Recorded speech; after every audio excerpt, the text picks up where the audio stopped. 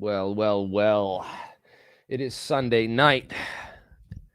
What is up, alien scientists, groupies, fans, haters, everyone else out there? We're setting up for a show tonight. I'm going to talk about a whole bunch of stuff, the current state of UFOlogy, how we bring disclosure about, how our team is bringing disclosure about, and some of the plans for the upcoming future. As you know, we did sign up for David Wilcock's course. He's going to be teaching starting on the 15th about anti-gravity. He's on right now live. 9,000 people watching him talk about anti-gravity right now. So if you guys want to jump on that live chat and give me a shout out or something, man, it would be great to snatch some of this audience who are looking for anti-gravity technology and throwing out $50 super chats and stuff, man. It would be great to bring some of those people over here so they can get a taste of the real deal, and the real technology that we talk about here. We're not talking about fake whistleblowers, plants, people that, real whistleblowers get silenced, they get shadow banned, they get blocked by the mainstream media, they get ignored, they get the videos deleted, or you literally cannot find my channel or my videos, even in search results on YouTube. You have to be, led here or invited by somebody or have a link. It's sort of like an inside club, and you're not ever shown or that it really exists, and instead you're funneled toward mainstream channels through the algorithms that are there to, basically a safety net to trap the people who are looking for this kind of stuff in a cycle. This is just crazy, and real whistleblowers don't get a official endorsement on Twitter and 65K followers.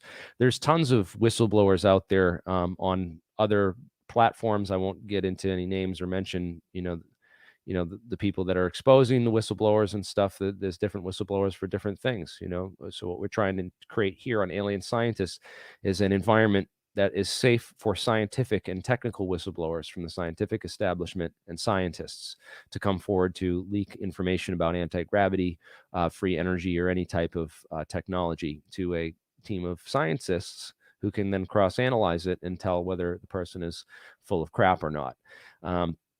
I think personally that Frances Haugen is a Facebook plant, that her advocacy for public oversight of social media is a contrived farce, and that she is working for Facebook in the background to to basically be the voice of public oversight, to pretend like there's going to be some real public oversight when really there's not going to be any sort of thing. These people have taken over. They've been offered a seat at the United Nations, and they're not my friend. These people, even though I used to have a platform and reach hundreds of thousands of people, I'd get hundreds of likes on Facebook for posts, and also and now YouTube and Facebook seem to be shadow banning my content algorithmically, and that's a damn shame, because we're closer. We're damn close to the truth of what's really going on out there, and getting the scientists and the experiments and getting the information out to the public. Nobody is as deep as, we got David Wilcock saying that he's going to build a craft, and he's got these insiders. I don't care who your insiders are. We've talked to everyone who's anyone in this field, and are soon to be reaching out to the people who haven't talked to us yet. And more of them are coming out of the woodwork as they see what's going on and see the reality and the professionalism that we're bringing together with this team that's been around doing this for the last better part of 2 decades. So we've actually created a WhatsApp group for the APEC. It's called APEC 24/7. So in addition to the bi-weekly conferences that we host and promote here on YouTube, we started a private group of chat, and it's really, it's so much to keep up with. I can't even keep up with that. I think a lot of this stuff's crap. I wouldn't waste my money or time on a lot of that free energy stuff. It's nonsense. Anti-gravity is more my focus personally. Free energy would be nice, of course, once we get propulsion, we're going to need a power source. So it's definitely, something worth talking about and discussing. But as far as, magnetic motors and stuff, I don't think that you're really understanding the Stokes's theorem or the Poynting vector or any of the basics of electromagnetic fields and energy to understand how to get power out of a system like that. We have free energy. We have a free power source. It's called the sun. The sun in the sky produces more than enough power, as we've shown. We talked about this on APEC yesterday, that the sun could, if we could be more efficient, we could use just solar power to fly these craft and store solar energy just from the sun if we could be more efficient with our solar collection and dispersion. So I think that this is the way that UFOs operate, and we're getting closer and closer to that as we talk about things like metamaterials, quasi-crystals, and these advanced types of materials that can trap light via surface plasmon polaritons, or whether it be through crystals that are optical crystals. We are discovering ways scientifically to trap and store light and be able to reuse that light and utilize that light for all sorts of weird and amazing things. One of the things that metamaterials can do is they can make a lens, and they can make the lens any shape, but they can make it any refractive index. And we talk about this sort of the way that our team currently, or the way a lot of our teams, there's a lot of different people working on anti-gravity in a lot of different ways, but I believe it's similar to a mirage effect. So the mirage effect is, you see a long desert highway, you can get these optical distortions in the landscape caused by the heat waves across the surface. So I believe that what UFOs are doing is something very similar to this, where they create a refractive index across the surface of the craft, which then actually physically bends the light or space-time around the ship, and that can be bent to distort the gravitational field, is how I think this will work. Is that these metamaterials that we build our craft surface out of, where we can trap these light waves on the surface of them and redirect all the light around the craft. And if we do it in a certain way, we can actually bend that very fabric of space-time. And of course, this is much easier done than people think. The gravitational force is about 10 to the 38 times weaker than the electromagnetic force. So we have a huge strong arm advantage using electromagnetism, which is 10 to the 38 orders of magnitude stronger than gravity, to manipulate the gravitational field. Once we sort of understand how that gravitational field works via the space-time metric, and how the space-time metric is actually optically generated by light itself, and the what's called the UNRA radiation bath, which surrounds us, the ether, so to speak. This, though it's not a luminiferous ether, as Einstein and Michelson Morley proved with their experiments, it is a radiation black body, whatever you say. It's this web of entangled photonic energy, which sort of holds the universe in check. And once we can find ways to warp the webbing, we can find ways to adjust the space-time metric, creating Rindler space-time horizons that we can then push off of nothing, essentially, and propel ourselves with a whole new type of technology. And there you go. I've saved a lot of you $300 for taking David's course, I believe. We'll see. We already paid the $300 with the money our audience members donated. So we're going to be attending this course and trying to bring all that information out for you. So, we got almost 10,000 people watching David's video now. It would be awesome to save those people from getting scammed, and at the same time give them a real education for free on a lot of this stuff, because I I can't wait to, attend that class and meet and ask questions to this instructor of theirs who seems to be the expert on anti-gravity. But I have a feeling that our team and our scientists are going to know an awful lot more about this subject than David, because just so far seeing what David has led on and talked about with regards to the technical side of anti-gravity, I think he's way off. But we'll see. Yeah, not a real whistleblower. Sorry, people aren't stupid. So this other guy, Ross Coolhart, I'm gonna reach out to him soon and try to get him to come on the show because I'd really like to talk UFOs and this whole idea of crash recovery and that issue, because this is the big issue right now in ufology is, do we have recovered craft? There's all this UFO crash sites. This is our technology that's crashing, or is it something from, real far out in space that's millions of years advanced that somehow broke down and crashed? And yeah, I don't know. This is kind of what we're trying to determine and investigate. We want to know what, so anyways, we talk about this and what would have happened if there were advanced metals.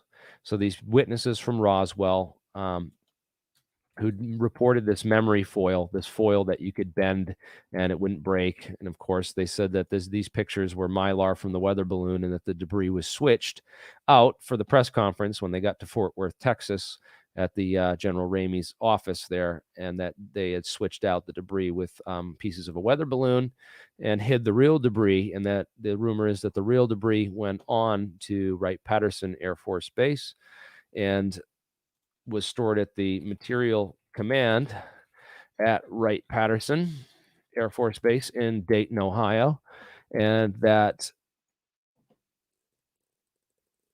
the Air Force Material Command has essentially been in possession of this UFO debris, and this is of course is reinforced only with the rumors and conspiracy theories have been reinforced by the fact that the Air Force is one of the only branches of the military that hasn't gotten involved in any of this UFO stuff or the UAP stuff or whatever we're calling it now.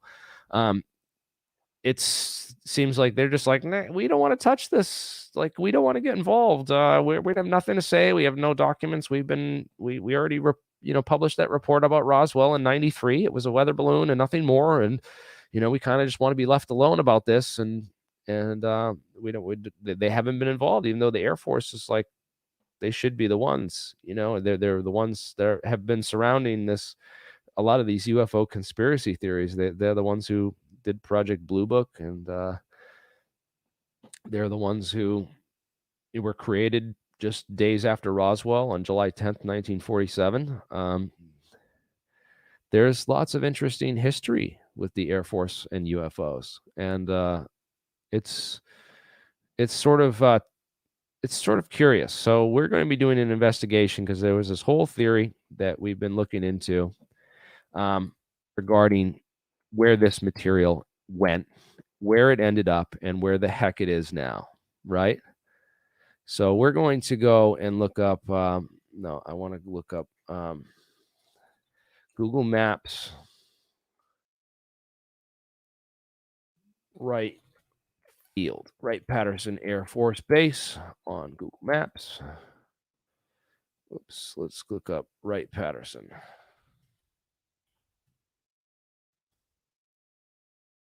All right, so here's Wright-Patterson Air Force Base on Google Maps. And this is the old Air Force field, and then they built this new field up here with a longer runway strip and more facilities later on. But the original Wright State campus was this all right here with a bunch of these buildings right here, including this large wind tunnel that they have right here for doing a lot of the early wind tunnel tests on airfoils and aircraft wing design that contributed to the modern aircraft. So this is they have the U.S. Air Force Institute of Technology is here.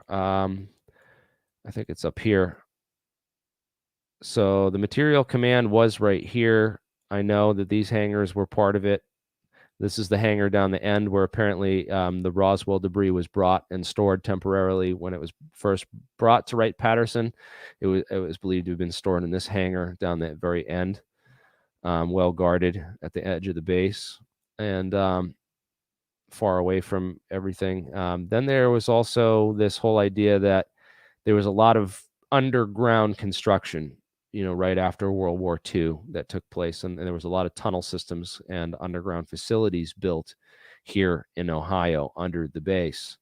And some of the rumors are that these tunnel systems extended into the area of the current Wright State University campus. So this is the rumor that there was a giant tunnel that came right straight out under the Air Force Institute of Technology, where that is, and that it went right here, that underground, all the way into a facility that was pre-built right here. And there's a rumor because at Wright State University, if you go to Wright State University, you'll find that there's it's one of the unique features of its campus, if you look up the campus map, is that it has a tunnel system connecting all the buildings underground. So it's very useful in the wintertime because you can go to class in shorts and a t-shirt because you can just walk through the tunnel system underground. And it's interesting, the first building that was built on the Wright State University campus, where a lot of the tunnel entrances is actually called Alien Hall. Very interesting, just random fact, the Alien Hall thing. So we're planning to take a trip out to Wright State University in the next couple months, and we want to get permission from the campus to do some drill core samples of the Wright State tunnel system to determine when that concrete was poured. The idea is that this was built in the early 50s after World War II, but the official story, according to the campus history, is that these tunnels were built in 1966 or 65 during the first construction of the first buildings on the campus, which was Alien Hall. So if these tunnels were in fact built earlier, as you know, they said that they were, according to the official story, these tunnels were built for HVAC ducts, and then they were later, dismantled because they didn't need all that room for HVAC ducts. But as you can see, that's kind of big for HVAC ducts. You could drive an Army Jeep down this hallway, through these tunnels. That's how big and wide they are. So it begs the question is, there's a conspiracy theory that these tunnels were built in the 50s after World War II, and that they were then resurfaced and repurposed for the construction of the Wright State University campus in the mid 1960s, about a decade and a half later. So we want to take a field trip out there, and I've already posted these rumors on Twitter, and they've gotten the attention of Wright State faculty and administrators who invited me to the campus on Twitter. I have the tweets saved, so we can show them when we go out there that hey, no, these people invited me right on your Twitter account. You invited me to the campus to come and explore and investigate this. So there's got to be some. I'm a construction worker. I can, and I do lots of masonry and concrete work. I have no problem bringing a hammer drill out there and doing a core sample on this concrete wall, and then fully repairing and painting it. With the help of the maintenance department, who probably have a gallon of paint that I could borrow to repaint the hole once I fill it and seal it. So we want to get some core samples done. And I want them to be analyzed, by a couple independent labs. We'll even give one. We'll even do one for the Wright State University and their labs, so they can, investigate for themselves. But yeah, this would be a super awesome way to determine whether or not these tunnels were in fact built in 1966 during the original construction of the Wright State campus, or whether they were built in the early 1950s as a secret underground facility that potentially could have stored the Roswell debris. because that's the rumors, that they needed this underground facility that was kind of separated and off the beaten path. And during that time, this was just an empty field in the middle of a forest. Like it was just really, none of this stuff was here. So this would have been a perfect location, sort of off the base and hidden underground in the cut, to do a lot of this research and experiments early on. So we don't think that they're there anymore. I think after a decade, they were likely moved somewhere else, more secret. And I believe a lot of the metal studies would have gone to Battelle, which is right in nearby Columbus, Ohio. So here's Dayton, and Columbus is right here. It's actually the 17th largest city in the United States. And Columbus, Ohio is home to the Battelle Memorial Institute, which has existed since the 1920s. And Battelle has not only been around since the 1920s, Battelle. They run all of the national labs currently. They have contracts to manage Los Alamos, Sandia, Oak Ridge. So these people actually helped develop the demon core. The plutonium core is used in the atomic bombs. Their metallurgists were the ones who built those. So these people have a long history of ties to top secret physics research and metallurgy, and would have been ideal pick candidates for the people that would have gotten control or access to that debris for testing. Not Bechtel. This is Battelle. And Bechtel is spelled differently than that. It's CH, by the way. So yeah, so this is what we're trying to investigate and get to the bottom of. And I'm currently getting things together to do a field trip out to Ohio, and planning a trip out there so that we can explore and investigate the history of these tunnels. And also, I want to visit Battelle while I'm out there and try to get someone there to talk to us, or I want to sit out there and hold a sign right before work for all the people coming into the parking lot before work and after work, where giving them information where they can, where's the alien debris, because if alien metals came down, like these memory foil, which is kind of like a metallic glass. Metallic glass didn't exist back then, but it's the only thing we have that can come close to explaining the material that these people described. Well, where would that kind of stuff end up, and who would have studied it? It would have been Battelle. And there's rumors that scientists at Battelle did have access to this sort of stuff. There was a Pentacle memorandum found in J. Allen Hynek's papers, right? Jack Vallée got a hold of all of J. Allen Hynek's papers, and he found this one Pentacle memorandum, which stated that Howard Cross had consulted or was a member of Project Blue Book. And so it started this whole investigation and controversy about, was, Howard Cross the Roswell metal scientist used by the government, top secret, because he had all these clearances and he was involved in the top metallurgy research at Battelle during the time. And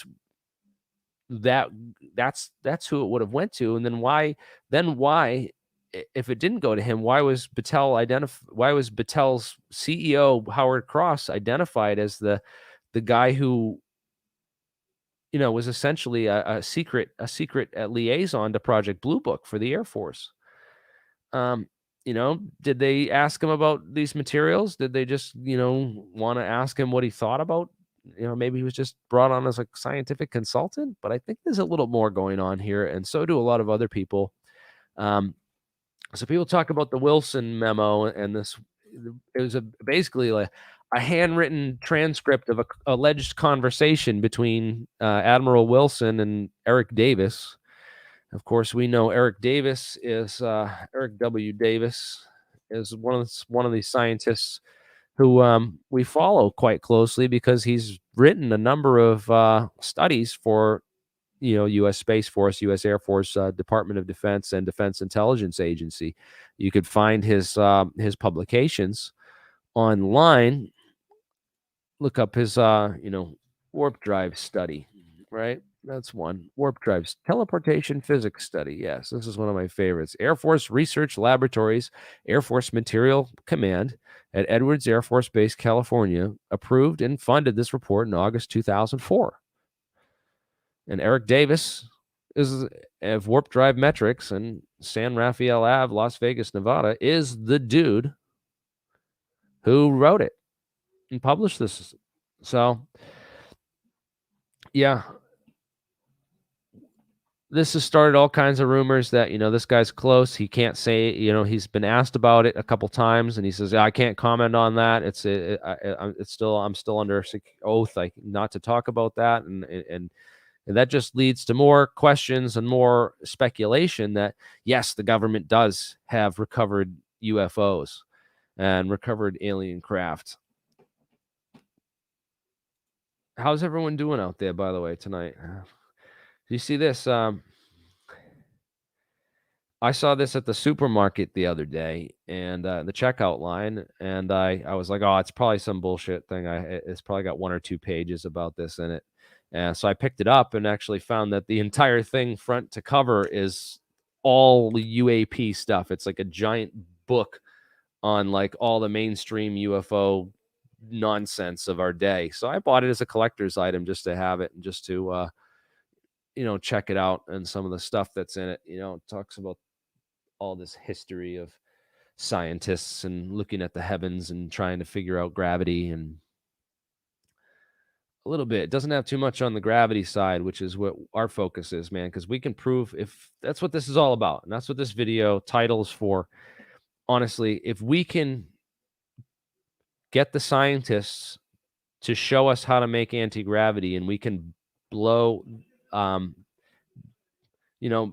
out of the box. If we can blow that out of the water and show people what anti-gravity is, how it works, and how to create it in the laboratory, and get the scientists on to do it, then we don't need to wait for the government to admit anything. We'll have, we don't have to wait for Battelle or the Air Force Material Command or any of these people to come out and disclose information to us.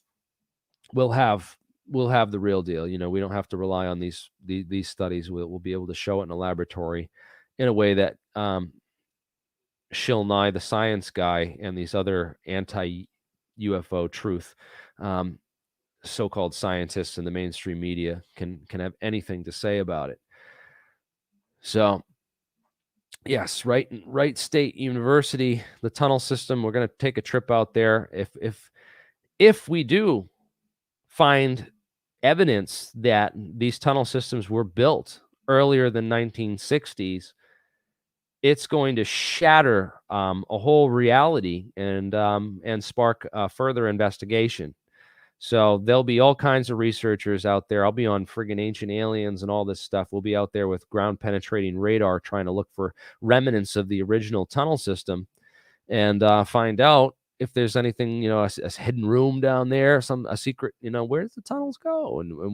And then that's going to spark some real interesting investigations and disclosures, which could lead us closer to the truth. So we are pushing the disclosure end of this as well, not just the discovery and the science and technology end, though I think that we're going to get more out of the science and the technology end, which of course is going to blow holes in that theory if we come back and it turns out that the tunnels were built in 1960 and the concrete, it really isn't that old. There's not another hidden wall behind the existing wall or anything like that. We'll know. So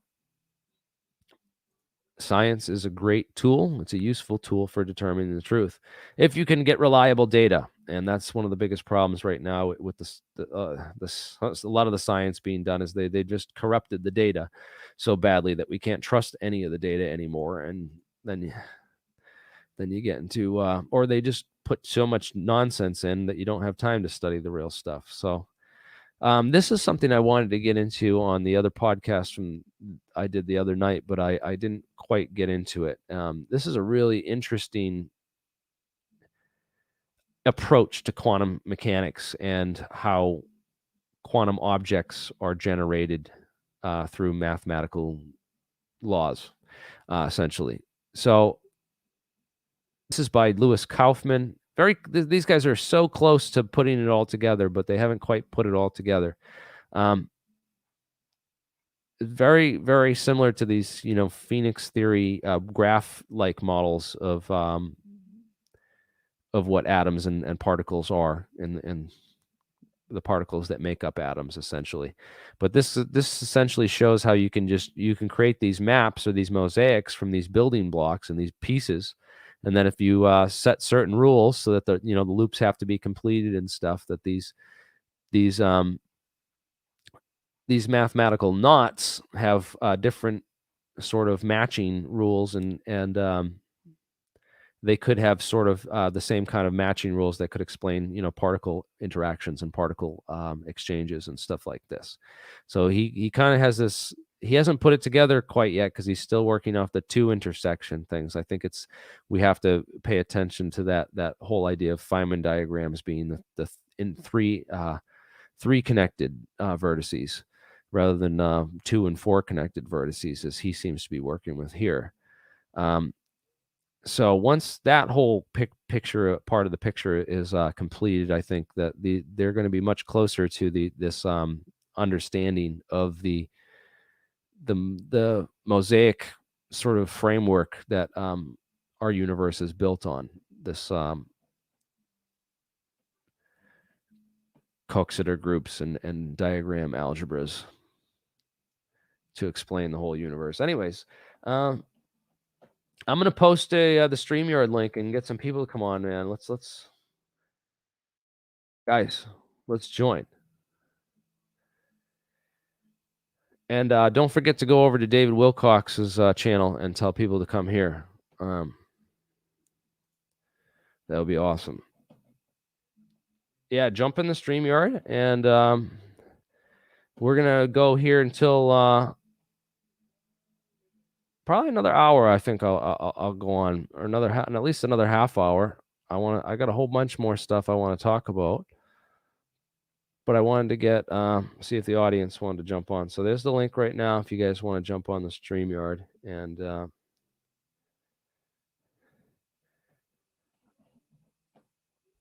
but yeah, about David Wilcock.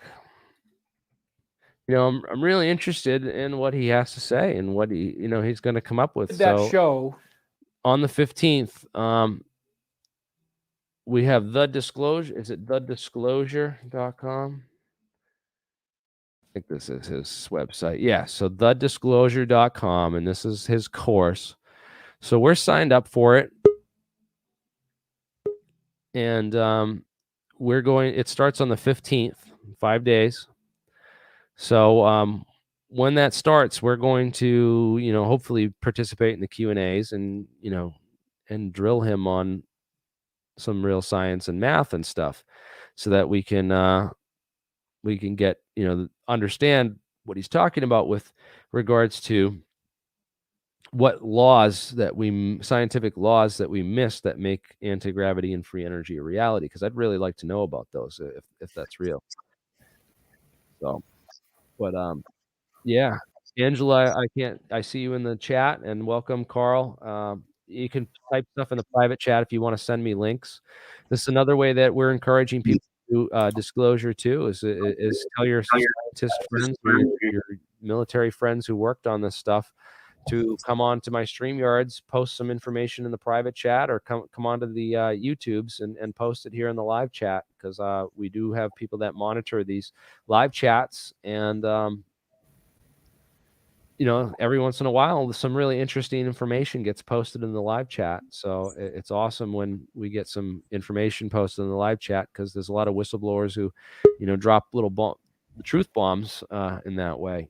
And that's fine. A little, there's one guy that came and said, I can't tell you anything, but all I can do is sit here and say hot or cold. So he'd be like, no, that's cold compared to what we're working on. Or he'd be like, oh, that's pretty hot. And that's all he could do to lead us and steer us in the right direction. So Flubber Lane, welcome. Guys, feel free to jump in if you have anything to say about this. What do you guys think about David Wilcock's course? I think he's copying what Apex done. Yeah, it almost seems like that. He sees what we're doing and he's trying to copy it. And then he said he's aware of other groups that are doing this, you know, but he won't mention them or talk about them. And I'm like, oh, this is curious. So no, bro, it's not like he's alluding to. He actually referenced American anti-gravity on one of his posts. He's directly talking about the legacy of you guys have been posting.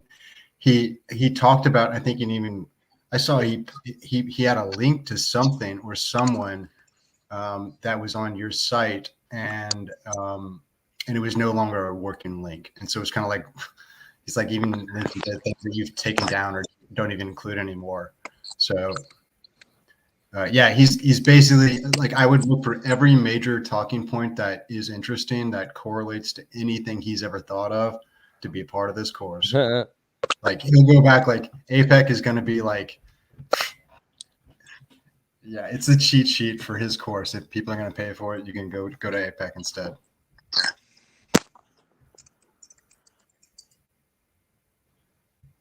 yeah, everyone's on there in the chat. This is great. People are talking about APEC, and guess just go there and keep mentioning APEC. Keep throwing out APEC. It's hysterical. This is great, man. This is how we're gonna reach real disclosure, man. I got 126 people watching my stream. David has 9,979. You know, probably half of them are bots because you see they just leave the same generic comment like, "Oh, David's right on. This is so awesome." It's like nothing about the content. It's just very generic, you know, basic responses and stuff. And then people have told me that he gets bots that he pays or something. Hey, Jeremy Walter, welcome to the show. It's always good to have another Jeremy on. Oh, hey, how's it going? Good, man. We got Bernie too, of course, as usual.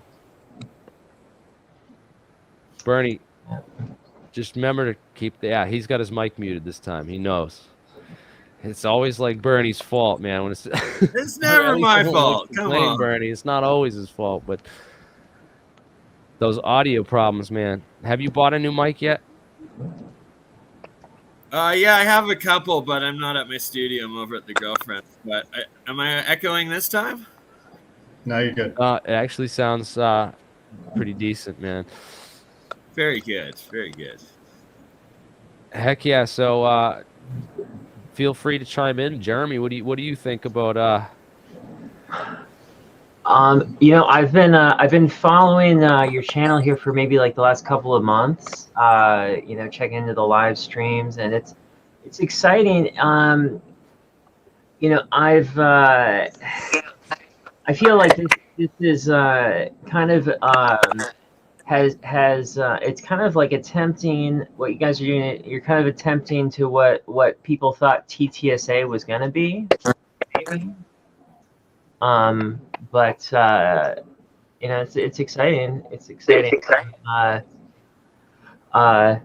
not a engineer or scientist. I'm actually I had a career as a filmmaker, as a cinematographer, and shot like TV shows, commercials, music videos for like 10 years in Hollywood. But I'm going back to school for computer science, and I'm actually getting into studying like psychedelics, like ketamine and psilocybin at U of M, and it's an exciting time. It's an exciting time where like one of my friends just did a TED talk on DMT and stuff. Nice. So it's like the purposes of like mental health and like treating mental illness sort of thing, right? Mm-hmm. Exactly. And I find that the psychedelics, not to just turn this into a drug talk, but psychedelics were what was used by like shamans and throughout tribal cultures and whatnot to get into the spiritual realm. And then our modern society has distorted all drugs with the opiates, with the methamphetamines, and these like fake, what are they? like chemically made, not natural plant like, and not what was used by nature and by humans for thousands of years. And it's good to see that society and academia is finally turning around and recognizing that prescribing addictive substances like opiates is not the right thing, and to start treating humans with natural things like psilocybin and whatnot. Yeah. If I could just say one thing to that point, biochemically, the thing that we understand about psilocybin now is that it actually goes through a network remodeling based upon serotonin receptors in the brain. And so when people talk about its healthcare purposes, it actually is helping people to change the way that their current neurologic structure works. You're talking about neuroplasticity. Yeah, exactly. Yeah. Mhm. And so the serotonin network is how psilocybin operates and modulates that neuroplasticity. And it's amazing research in and of itself to think of like modulating neuroplasticity, but most importantly that it's therapeutic, and that should be appreciated, I think, foremost. Yeah, absolutely. One of the things that I'm really interested in is using using psilocybin to. I would like to experiment with LSD with microdosing, but so it's difficult to study LSD because of it's a Schedule I substance, and psilocybin is being decriminalized and stuff. But I would like to do some research studies that utilize these substances to allow people to like learn languages faster, learn coding faster. It's a big thing right now in Silicon Valley. People that are professional programmers do microdose, taking they'll take like one dose of LSD or psilocybin and split it up into so it's an amount that you something take like every that. day for a subperceptual. So it's like so you don't feel like you're tripping, but if you take it every day for like a month, people talk. I haven't tried this myself yet, I but wouldn't recommend every day for a month, but I know what you're well, saying. well, they But, say it's a just to completely get started, different. just to interrupt you, Walter, but wasn't it like the IBM computer guys or something when LSD first came out? They like locked themselves in a room and used it, and that's how they like broke some like code or something that they were having problems with. Well, Steve Jobs famously used LSD, and the thing is that during the development of the personal computer, the all of like the wizards of computer science were located on the East Coast, actually, at that time, like in the 70s. And I don't know how we got on this drug topic. Man. yeah, We just went from David Wilcock to like eating mushrooms to microdosing psilocybin. Yeah, I'm just gonna throw it out there. I've taken LSD and mushrooms, and I would recommend it to anyone who hasn't tried it. Just do it once. I have seen some friends of mine get sucked down. Small amounts. I had a friend who was afraid to try all this stuff. Actually, the guy who got me into this, my friend Matt, and I don't know what he does anymore because he just got with this rave chick, and then they were taking LSD every weekend and ecstasy and mushrooms and he's like so burnt out now. It's like you can't do it too often, and I'd recommend like Jeremy Walter there you're going to school for. It's if you're in like a depressional cycle that you can't beat, that's when to try just a little bit of the mushrooms or the acid, but also don't do it alone. Make sure you have like a caretaker with you. But that is what they're saying in the mental health departments for it. Trying that said, this channel does not support or recommend drug use over all sort of thing, but clearly not. But it's interesting AF. I didn't mean to like sidetrack the conversation. I just don't want I just don't want people thinking I'm advocating drugs on this channel. That we still do not know what was in that pipe. You know?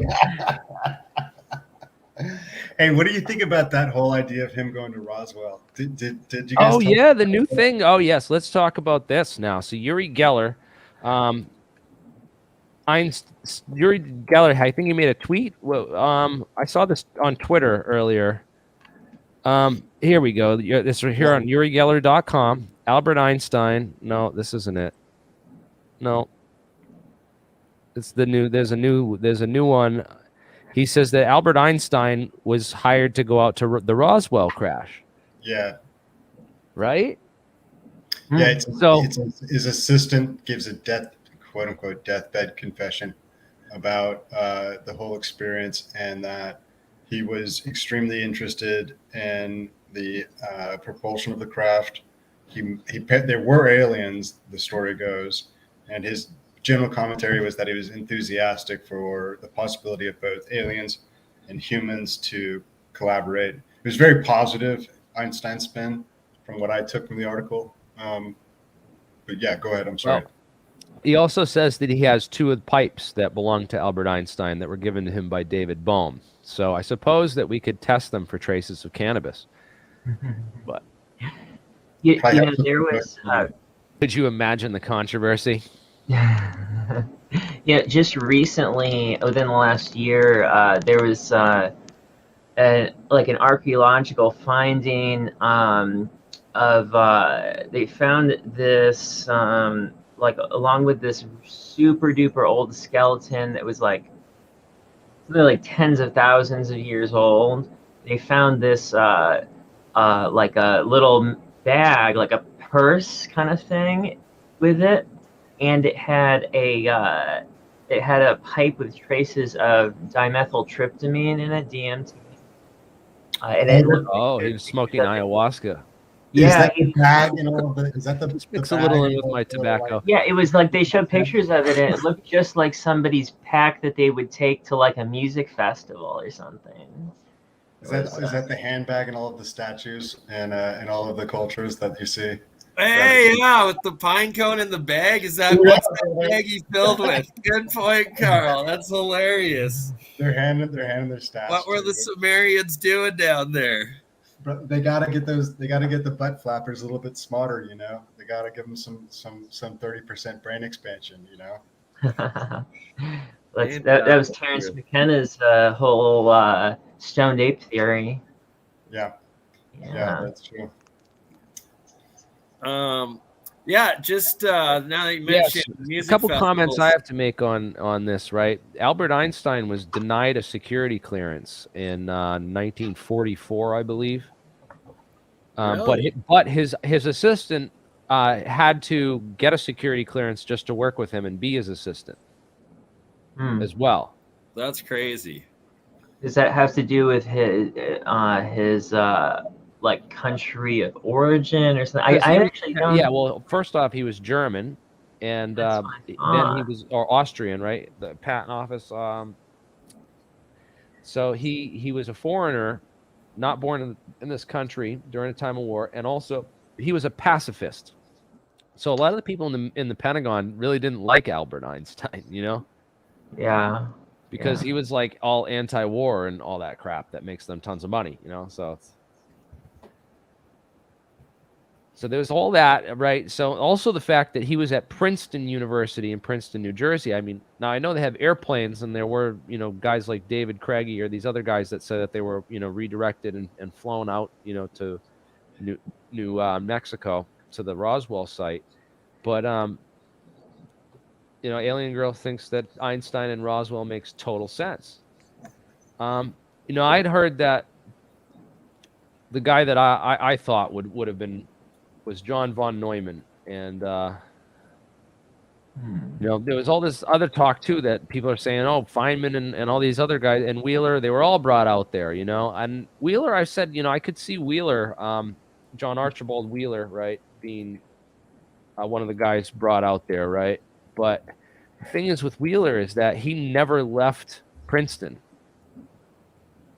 And that was one of the issues I was reading when I was doing research on him and his work with Battelle, because I was like, oh well, could Wheeler have been brought to Battelle, and it's like, no, the stuff would have had to have been brought from Battelle to Princeton to be studied by Wheeler, because Wheeler he refused to leave Hightstown, New Jersey, and he lived there until he was 96, and he hardly ever left. He didn't like to travel, didn't like to leave New Jersey, Princeton, for whatever reason. It was his little bubble. So in any case, Now, yeah. let me ask you, how confident are you about the Roswell crash being from extraterrestrials? Because I've heard stories about that actually being a Russian or German craft. Well, I don't I mean, my good friend Cal Korff, I wouldn't say call him my good friend, but my buddy Cal Korff over there, I'm gonna get him back on at some point, because he's a ardent Roswell skeptic. He also doesn't believe that JFK was a conspiracy. He thinks it was the lone gunman. He believes that, and he also doesn't think 9/11, the towers, fell from fire or whatever. He also doesn't believe that one. And I'm not so sure on all these things. I think it's quite possible that they could have recovered something extraterrestrial and covered it up and kept it covered up. I think that from what I've seen so far, the two top intelligence agents in the case, Jesse Marcel and Du Bois, there claim that there was a material switch, that they switched the material out, and that the original material that they reported was much more similar to metallic glass, like a type of material that could bend and flex, and then it would bounce back to shape without losing its structural form and stuff. So they had this whole idea of a memory material and a memory metal, which wasn't developed in our labs until 1954, when the Naval Ordnance Research Laboratories developed nitinol wire. And supposedly a lot of the there's some speculation that the Battelle, for example, got really interested in producing titanium alloys and investigating titanium alloys right after Roswell, for whatever reason, and that titanium became known as this wonder metal that was going to change everything. And it's possible that they also developed tests to determine purity and other things and content of metals and titanium at Battelle. And the guy John Elroy Center, who used that, dissolved it in chlorine and measured the off gases to determine the composition of it. So this would have been how they would have analyzed that Roswell material had they gotten that debris, something like that. So there is evidence that they were working on similar stuff that could multi-purpose as typical research R&D into reverse engineering alien metals. And then some of the things that they were interested in right afterwards, which there was a phase diagram from that progress report from Battelle, published in 1949. The second progress report has phase diagrams and mixing diagrams for different percentages of nickel and titanium. So they were already working on that 2 years later. So it's certainly interesting. Looking at that, there's certainly a couple interesting pieces of the puzzle that I think need to be investigated more, because this type of memory material, if it exists, it can be explained with modern day materials that didn't exist back then. And I think that's fascinating. And I think when I learned about these materials and the applications of some of this stuff, I was like, this is as close to alien technology as we could probably get. Metallic glass, they have transparent aluminum, right? Now, there was this one witness testimony I saw, the guy that said he observed the Roswell craft, and he said that it was a silver dull gray metallic from the outside, but when you got in the inside and looked out, it was actually see-through. So like, when you sat in the pilot seat of this craft, you could see through the walls, see through the floor, so that you had perfect vision of everywhere around the craft, unobscured. You could just see through the bench tops and see through the everything. So that And the only way to materials that can explain that, it would be, these metallic glasses or metamaterials or quasi crystals. And I just don't understand how a rural farmer or, a guy who worked on, a guy like Jesse Marcel could have made all these people could have made these stories up. Because it wasn't until like years later that people went around and started talking to different people and collecting pieces of the puzzle that they started putting it together. Now, according to Cal, if you listen to him, that it was just people from UFOlogy trying to sell UFO books. So they, injected a lot of stuff in that was fake to sell UFO stories, and that the town of Roswell helped too because they brought tourism in and all this stuff. But John von Neumann was one of the guys I identified as a physicist, worked on the Manhattan Project, would have had the security clearances, and also been writing. He was probably working at Sandia, which is 4-hour drive from Roswell, very close by at the time, and would have been, one of the people that I would have picked to. He was very quiet in nature, and then after Roswell, in November 1947, he published a paper on von Neumann machines, which are self-replicating automata, basically Type 3 machines that can build copies of themselves. And I had no idea that. And space probes. Sorry. Yeah, von Neumann probes. You can look it up. So where did he get the idea for that sort of a thing? Yeah, I mean, to me, like to see the explosion of technology in the last 100 years, I think that like I saw an interesting interview. It was on Gaia with Pete Peterson, where he talks about how there have been five points in history where the human race has gotten to at least this stage in our technological evolution, if not further. And that he told a story about how he was able to get access to, I think it was the Vatican libraries or something. So he was talking about how the problem was that each one of these 5 times the human race would use its technology to essentially cause devastation and kill off most everybody. And he said that that they at one point they decided to change. They changed like the language so people couldn't like talk to each other as easily. But the main thing that they changed was that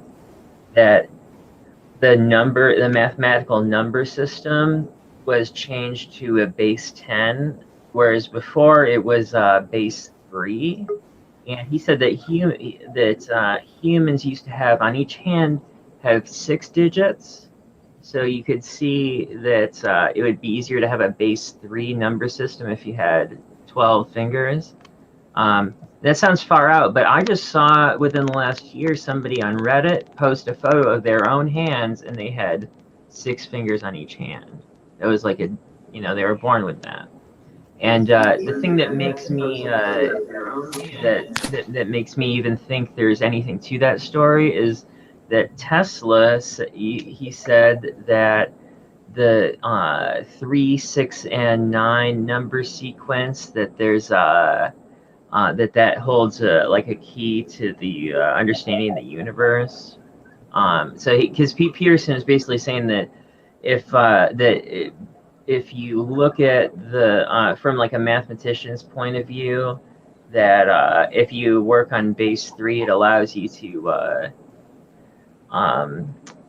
make discoveries in a much faster way, and would allow the technological evolution to go much faster. I don't know how much truth there is to that. P-adic numbers. Yeah.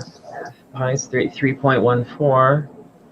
We have another new Daniel Foster. Welcome to the panel. As you know, people, the StreamYard link is open to the public. If anyone has information specifically related to anti-gravity or Technologies. They want to come on and join. Come on. Yeah. Thank you. I haven't done this before. I've made some comments previously to a few of your shows. I plan on building a craft. I've designed some coils that work, and I'm working on this, how to build a solid state NMR portion to the craft. And I just want to use the parts that you can just buy with options available or something like that, like Triton submarine bubble, so you can go submersible as well.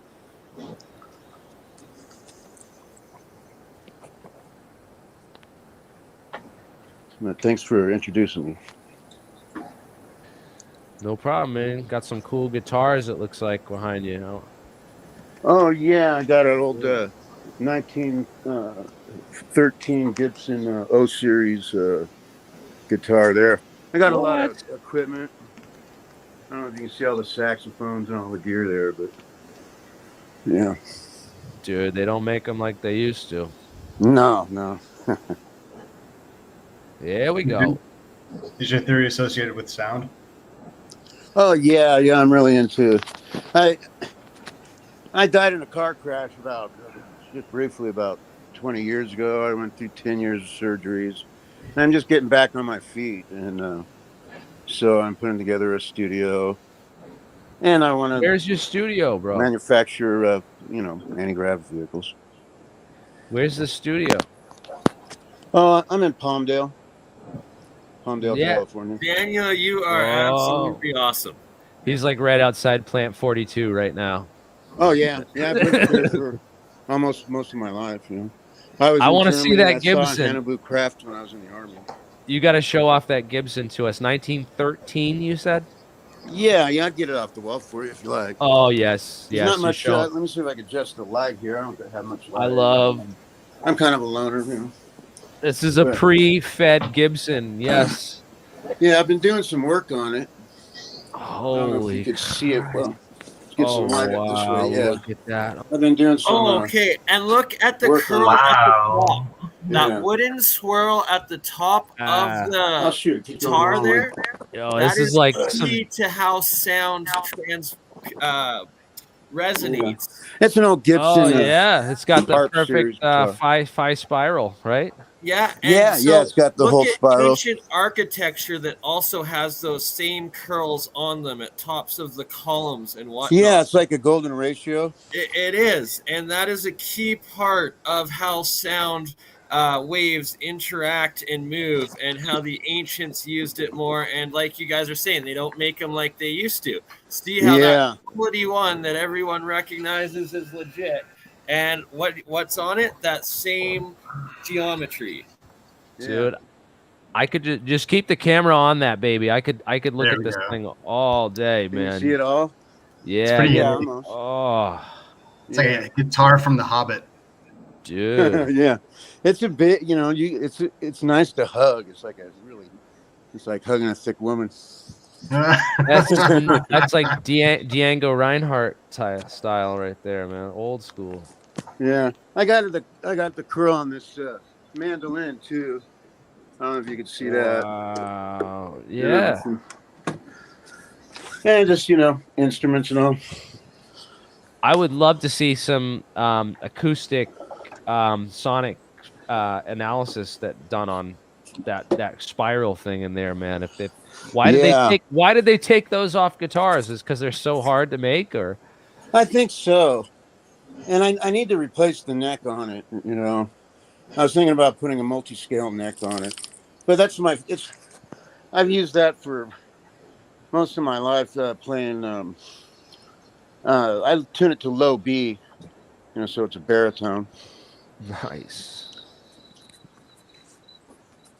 That's amazing. Thank you for sharing that with us, man. Yeah, thank you. Any other cool guitars or instruments, man? Well, I don't have it together. I'm doing some upgrades on a 12-string Rickenbacker electric. So tell me more about this near-death experience you had. Did you learn anything about the supernatural, or what was that about? Like, I never friends. Wow, I wasn't gone long enough, but right before I was woken up by the helicopter nurses or whatnot, the rescue crew, I was just beginning to see kind of the sparkliness of like light. Other than that, it was black. And then they woke me out of it, revived me. So I was only gone for just a little over a minute. Yeah.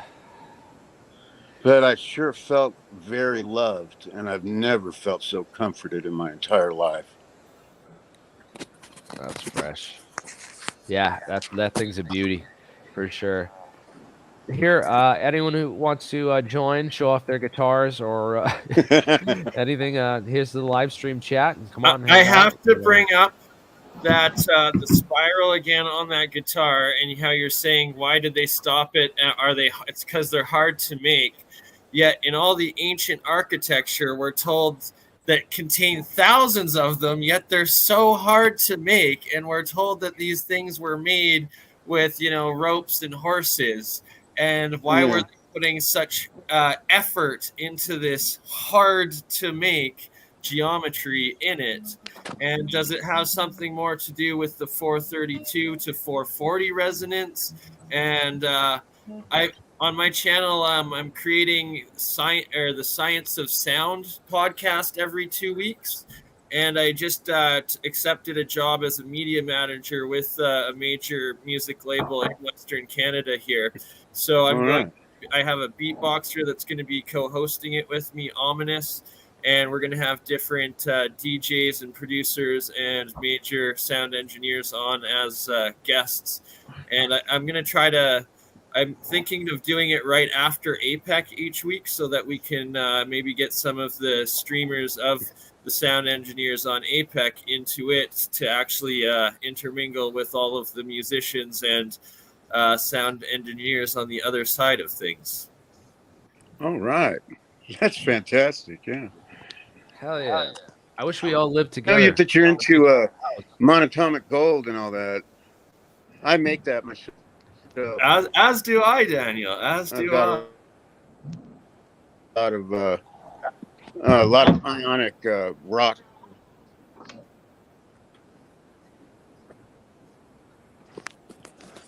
I have a friend whose dad has died like multiple times. And, I read the Urantia book and all. Oh, we got another joinee. I'm seeing double, man. You got two sets of sunglasses on? Or? Oh, there you go. Yeah. This is Jack Cruz. Jack, quantum biology. Shades. Heck yeah.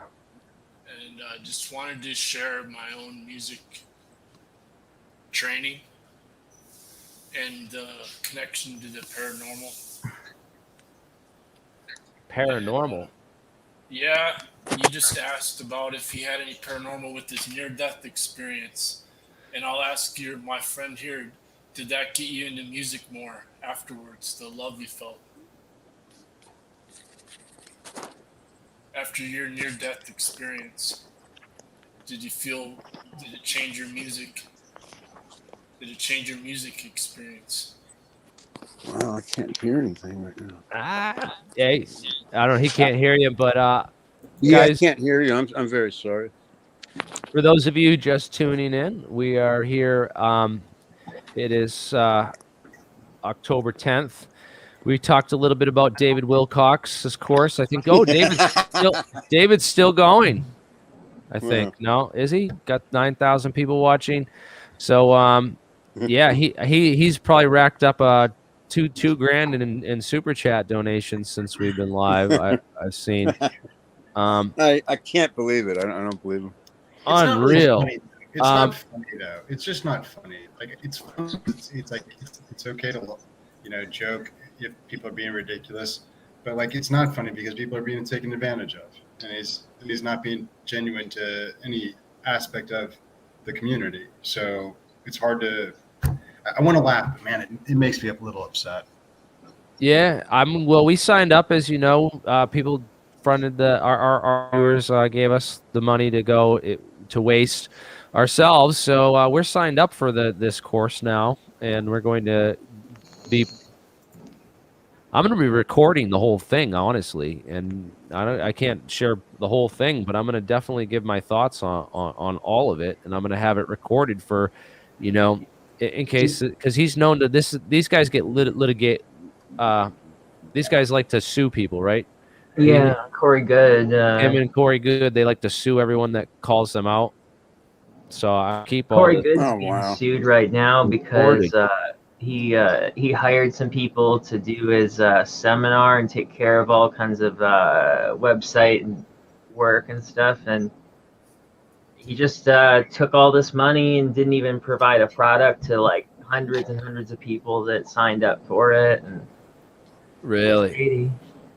Well, guys, I wish I could share all the stuff from our APEC 24/7 group that we got going on. I haven't seen much from him. We saw that empty hangar that he was, showing off, but I haven't seen anything in the way of, what he's working on and the technology that he has talked about. It seems like he's, I don't know if do you think he was for sure standing in that hangar, or you think that was green screen? They're so cheap. There's so many empty spaces that he could go to anywhere. It's an empty space. It costs nothing. I mean, like, it would cost more to do the CGI work to compound a background than it would to actually go to an empty space in Vegas or outside of Vegas somewhere. Yeah, just please go to this video and drop APEC in the live chat and talk about the work that I'm doing.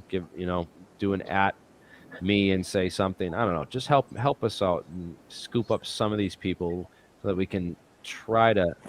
He needs money for his anti-gravity work and stuff, man. This is kind of crazy, man. I definitely just used my second account to go leave him a dislike and post the link or the real disclosure over here. They already banned my first account, so it's one show. You don't want to get sued. Yeah, well, no, this is what we've already paid to attend the class, and I'm going to be going to record it and also I'm especially the Q&As. I want to. Steven over at Truth Seekers always does. You're doing it for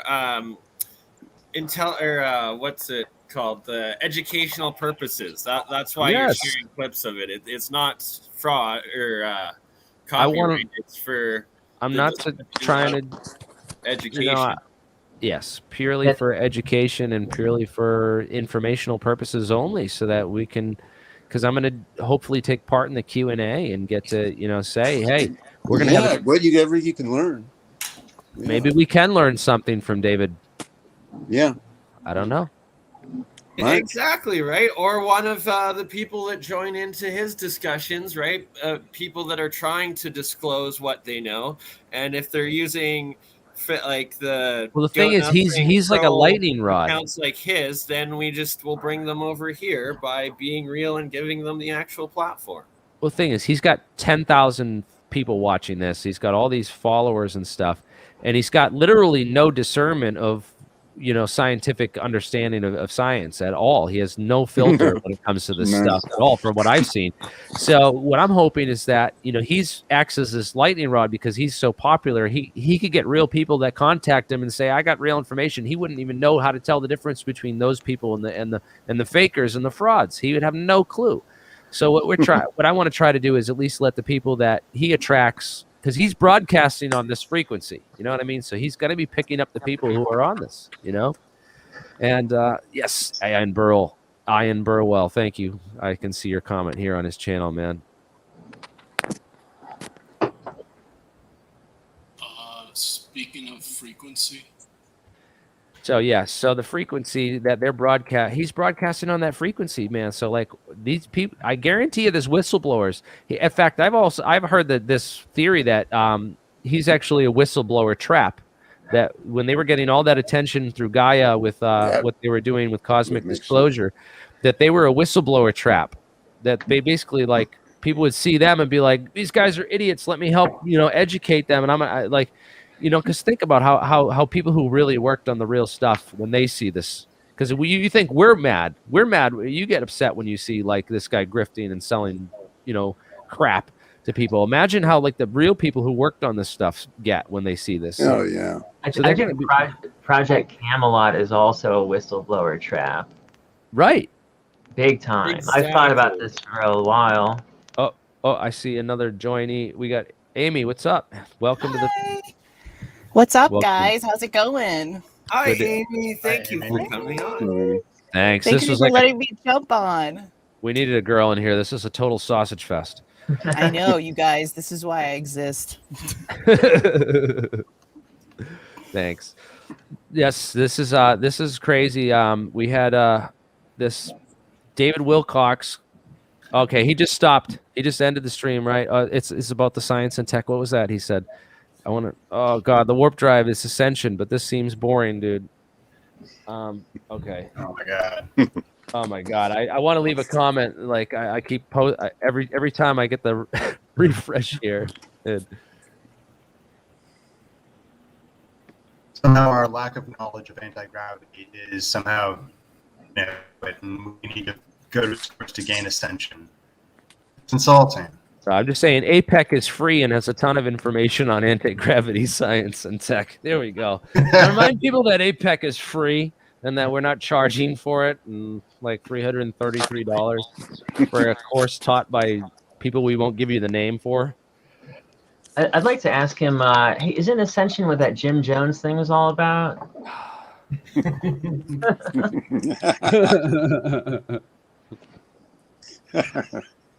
Guys, Yeah. calling you out. I don't know. Are you guys drinking the Kool-Aid? Oh, He's from got to be in engineering some type. kind of disinformation campaign. I mean, that's all he does. No, it's the beauty of America, man. Like he's not breaking any laws up until he is, and he can do whatever he wants until he does. He won't break law. So this is what happens. great. It's like you leave open the room for a grift, and somebody's gonna grift. You guys are great, dude. You guys are But awesome. Isn't that kind of what's going on? Is there's like these ET spiritualists, right? Like I really think like, what's the value of David Wilcock? But a lot of people listen to David Wilcock. He gets like 1,000 people in the chat listening to him talk, all of his talk stuff. But I think the value that people get out of him is that he's actually kind of more of a spiritualist than a researcher. And I think he jives off of whatever's trending. So I think anti-gravity was, trending. So he decided that he'd build it. Is it one of his claims that he's the reincarnation of Edgar Casey? Something like that? Yeah, I think that's the newest thing that I heard too. Awesome. For a time, David Wilcock was also like a pro-Trump guy when Trump was really big. So, he was always talking about all the, and kind of pro-QAnon as well. He was always talking about like the sealed indictments and all that.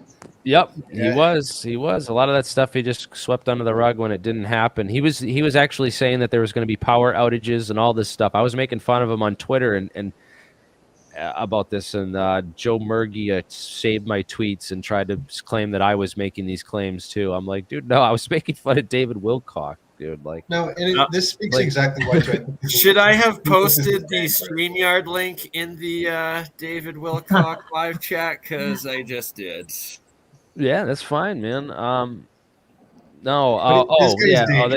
gonna take it down. They won't, dude. The thing is, I don't know. It's David's. He's a grifter, I believe. He's sold the 2012 thing was one of the first things I remember, right? So actually, let's go back, man. I have a video on 2012, right? I made this video. I started this channel in 2008. So I made a video on 2012, and it's time-stamped. You can see that I posted it before 2012. It's from 2011 right here, 12 years ago, okay? I posted this in March 2009. This is when he was starting all the 2012 prophecy, right? So I changed this 3 years prior. This is me correctly predicting 2012. This is my last, mention of David Wilcock from a long time ago that people can go look up in case they doubt my authenticity on making predictions compared with David, and how he always brags about his accuracy. He's like, I predicted this correctly. I predicted this correctly. No, you got so much stuff wrong, bro. And like, I'll look back and I'll show I got it right, dude. This is my 2012 video posted in 2009. I called out his bullshit on back then, and I knew it was going to be bullshit, and it was. And I nailed it. I nailed it on everything that was going on. All this, a whole bunch of cool stuff, man. This is when I got to get back into making videos like this, because this is when I built up a lot of my subscribers and channel. Man, this was. Man, back in the day. Anyways, yeah, you guys go check out that video for any of the David Wilcox fans that just joined that want to compare, prediction rates and who knows what they're talking about when it comes to this stuff. Because I don't understand how he has so many people watching him. It's because he's a best time selling author and he's been on Ancient Aliens. You can buy it's the exposure on mass media. And it makes the camera look good. How deep does the Corey Wilcock? How deep does the Corey Good cult go, though? You know what I mean? Yeah. Like that Blue Avian stuff really flies for a long time. It seems. Yeah, if you package it the right way, you can sell it. There's a channel called Reality Check with Jay Widener. He was the producer on Gaia, and he did a bunch of videos exposing Corey Good. It's called Reality Check. It's called the channel. But yeah, I mean, Corey Good just went out and tried to sue everybody that was trying to say anything that could possibly expose him. Yep. He copyrighted Secret Space Program. He copyrighted Secret Space Program. You cannot copyright the word Secret Space Program. In my own personal opinion. These actual Secret Space Program conference had to shut down because of that. Like, they are the ultimate trap, really. Well, actually, I think Gaia copyrighted this. Yeah, Gaia. Yeah, it was Gaia that did so. Mm-hmm. I'm interested though, Daniel. Do you have? Are you able to show some of those coils that you're working on with your craft and technology? I'm going to be buying some copper tubing at Home Depot to do it again. I started it like 15 years ago is when I discovered it. Nice. And I just back then nobody was really interested in anything, and I didn't know. No one really wanted to talk about it anyway, so a lot of people thought I was being full of shit or whatever. I don't know. Have you ever seen like any of the Keshi coils where they're working on supposed anti-gravity coils, but they do the nano coating as well on it? Oh, yeah. I was thinking of it. There seems to be some decent aspects of it for sure. But yeah, the nano coating and then wrapping your coils in series of 9 seems to be some crucial parts to it. Uh-huh. I've gathered. Yeah, that sounds very interesting. I was initially thinking of like metallic glass coils, and it'd be cool to get this dude to come on APEC so we could, do a presentation for us, man. I don't know. Yeah, this guy makes me scratch my head. He's been doing it for so long consistently, and then it's like when you search it on YouTube, the first time it shows up in like the suggested videos, it's a bunch of these trolls that intentionally do his like re-experiments wrong. And then like the second and third time you do it, then it's like you literally get millions of like Africans and Asians and stuff that have like reproduced it and are showing you how to do it and whatnot, and like that teach the easier, quicker, simple steps of doing it. So is it real? A lot of it is. That's where I got like the monoatomic, like the plasma states. Like, I don't buy it, man. Alchemy. I've seen this guy. He doesn't make any sense. Like it doesn't follow any consistent logic pattern. It's the coil right. geometry. But you gotta understand, it's from like his Eastern Iranian perspective, right? It's like a whole different ancient like style of it. And I'm not saying that everything that they do or claim is real, but there is a lot of it that I've seen and I've seen other people do that like is legit and has aspects. Well, let's see. to What? it. Show me the realest thing. Find it, a link, and then send it. Like, let's say I want to analyze the realest. We'll do a presentation on it, sort of thing, because chances are, like 9 out of 10 times you pull up like a workshop video, you're gonna pull up something where he's talking like some deep spiritual shit, or like people are just asking weird questions, and like I'll have to like do one of like the experiments that I've reproduced of his, and the results that I've had. Is anyone familiar with Master Evo's coils? Like just in general, like the Magrav coils, those things seem to work with like producing some sort of energy, and it's 3 copper solenoid coils within each other. So right there, it does have some electrical engineering like potential that yes, there is some sort of effects that are being made from it, just from your standard engineering like understanding of putting energy through solenoids, right? So I'd recommend like messing around with that to begin with, and like then looking at what he's saying with the nano coating and it breaking down into this monoatomic fourth plasma state. You know, there is a subtle difference. What I do is people are calling I use monopole coils, and I stack those to cancel each other out in the magnetism. And then I put a flat and column coil in the center of that to cancel out the electrostatic. See, and he has 3 stacked coils over top of each other. So right there, you're talking very similar principles. Yeah, but the monopole cup shapes of the top stacked ones are very important, because that's how you cancel out the magnification for the half stack of it. Because it's basically that. The coils I just described, the column and the pancake coil inside of the cup coils, and you have to duplicate that to make a sphere on the bottom. You duplicate that and put it on the bottom. Dan, I'm going to have to get to do another stream with you and my buddy Mike from Faraday Research, because he knows exactly what you're talking about. We've had some discussions with that before. So if you paste your email in the private chat, then I can arrange that. And we'll do another joint stream. Thanks and for having me, guys. Arrange one for APEC as well. Jeremiah, get on here, man. Absolutely, Jeremiah. Right, thank you, Jeremiah. Most definitely. Master Evo. Here's the StreamYard link, man. I think what's different between Kesh and David Wilcock, man? What's the difference? The difference is Kesh doesn't ask for money to join. And he gives away everything for free. He also does some experiments too. I've seen him like actually like doing demonstrations and stuff. But even if I can't, they sell products, but they also give all of their teachings away for free and like their courses for free, and don't ask for money that way.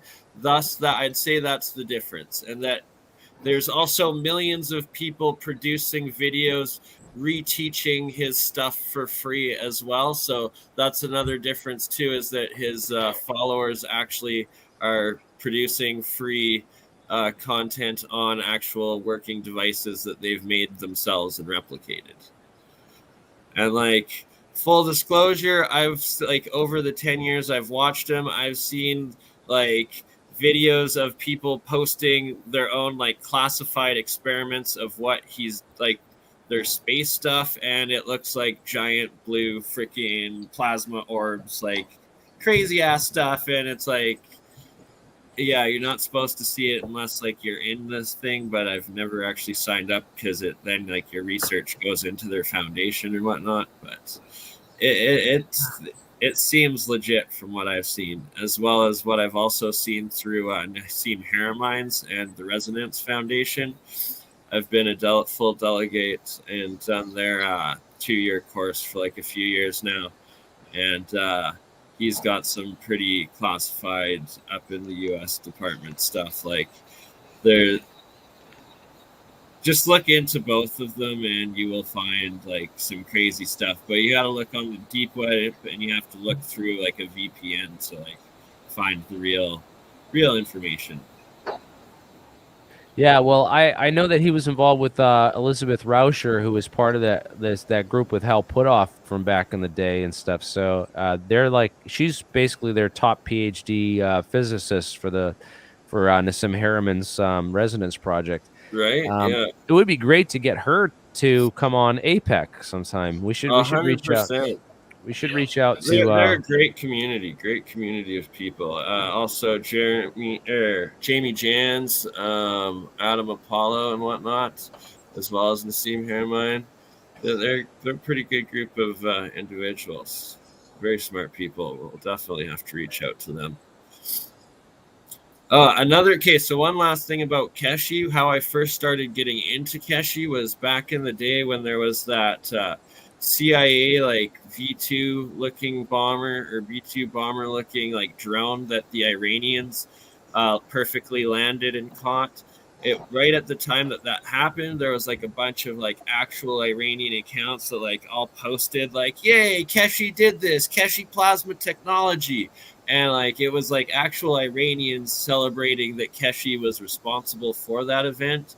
And there's a couple of his like disclosure videos of how he worked for like the UK Bayer, I think, program. Yeah, I see like shit like that. I have no idea about. I invested like 300 different cryptocurrencies. Definitely have not bought the Keshi coin. Like, no, good on that. Wouldn't recommend that one, but like just learning their free technology on the plasma and the nanostate, this sort of thing, that actually does make a lot of sense, and it ties into like David Hudson's Ormes and monoatomics. And what Keshi calls GANs, gas, atom, nano, solid state atoms, which is your monoatomic single atom, or what the Ormes orbitally rearranged electron mass. It's all just one single state atom that is activated in a plasma state, like your ionized gas in a plasma tube. Blood plasma, it's just these monoatomic nano materials. Those are your superconductors. And what I've learned through this alchemy and Sir Isaac Newton's writings and my own electrolysis experiments is that these single metal atoms are what like your noble gases are in their ionized state. When you're like rotating or adding high voltage electricity to these single metal atom states, then they go into their superconducting plasma state. And that's how they create this plasma water, like the supercolloidal waters, or when they're supposedly rotating them, get these different effects with like rotating their plasma bismuth and silvers, gold, stuff like that. And so that's what I've pulled out of. Is that in a mixture with water itself? Yes. So lots of it's in water. There's other ways where you dry it out. You flush it from salt, dry it out, and then if you put it into like powdered forms, and then nano coat materials with that, as well as if you put them into like microwaves and stuff. According to Dan Winters and several researchers, as well as global GBM, Global Energy Breakthrough Energy Movement. They do a conference. They've got a lot of people talking on the same nanotechnology stuff. And if you put it in with microwaves, then it'll transmute into like higher solid metal elements as well. Interesting. So guys, go check out Master Evo. It's IVO on YouTube as well. Apparently, he's got a really good channel. It's been endorsed. You can. Here's the link to join us live right here. If you guys want to copy and paste that into your browser, you can join the chat. Alien Girl was here, but she left before I could tell people to go over to her. She's going to be going live tonight at 9 p.m. here in about 10 minutes, and I might jump on that stream with her to talk with Rather Be Squidding on some alien UFO kind of stuff. Hey Jeremy, I was going to say I got to jump off the line too, but dude, I was bummed I missed your last broadcast about quantum mechanics. The topic about the confusion of spin and your explanation I thought was really good, and sometime you have to talk more about that. Yeah, I wanted to get some more scientists on to really get into all that and talk about, what that spin means and Yeah, it's a great topic. It's really confusing, and I thought you're even just approaching it from that perspective that it's maybe like wrongly termed is, I think, helpful for the discussion. And even the notion that like it's a description of accessing dimensions is interesting. And I was, yeah, I paid attention. I was trying to find more information after that played through. Can you guys hear me? heck yeah. Yeah, we can hear you. And Robert just joined the stream as well. So I took quantum mechanics from Herbert Bernstein, and he taught the 720-degree fiber bundle model of spin. He designed the quantum teleportation satellite system that NASA is testing. I took that at Hampshire College. He's in the Institute of Advanced Study at Princeton, and the NSA classified his research top secret without his knowledge at first, and then they contacted him to develop the quantum teleportation satellite system. You can look up his article on Scientific American for the basically, the Stern-Gerlach experiment. Jeremy? yes. Okay, so if you think of spin as it's not tied to the particle, but it's not a wave, right? So it's non-local entanglement itself as 120 degree, it's 720 degree. The so-called collapse of the wave function has to be symmetric math using the Poisson bracket, from Dirac. Yeah. So, before the collapse of the wave function, there already is a non-locality, but it's non-commutative. And so the key, and de Broglie figured this out before spin was, discovered. It's the negative frequency and then reverse time. And that was de Broglie's critique of relativity, was that, as a particle goes towards the speed of light based on quantum frequency, the energy goes up. Based on relativity, the time also gets bigger. And this goes against Everson's Pythagoras, that frequency is inverse to time. So then he reasoned logically there has to be a negative frequency from the future. And that's what de Broglie called his greatest discovery, the law of phase harmony. You've heard of the law of phase harmony? It's basically, it's like the inverse Doppler shift, so that you, instead of a red shift as you're going away, it's a blue shift. You should talk to Jack Sarfati. Yeah, I got it. That's my old blog, so I got information on there. But the non-commutative phase is sort of, I was going to ask you, Olivier Costa de Beauregard, he has a whole book on this called Time, a Physical Magnitude. I just read the book about a month ago, and then I was very happy to hear, Jack Sarfati. I've corresponded with Jack a bit, but I read his book Beyond Space-Time like about 15 years ago. And so I wanted to share with you, I did see the equilateral triangle craft up close. I could have hit it with the rock. It does have the large red light in the center. It makes a low humming noise. It went over my the big oak tree on the edge of the yard in the garage. I saw the lights on the horizon, and I stood out there, and I ruled out any other explanation, and then the craft was coming towards me. And so I could triangulate its size and location. It was a bit bigger than a huge crown of oak trees, like an old oak tree. So it was like what they say, like 120 feet and by, at the length.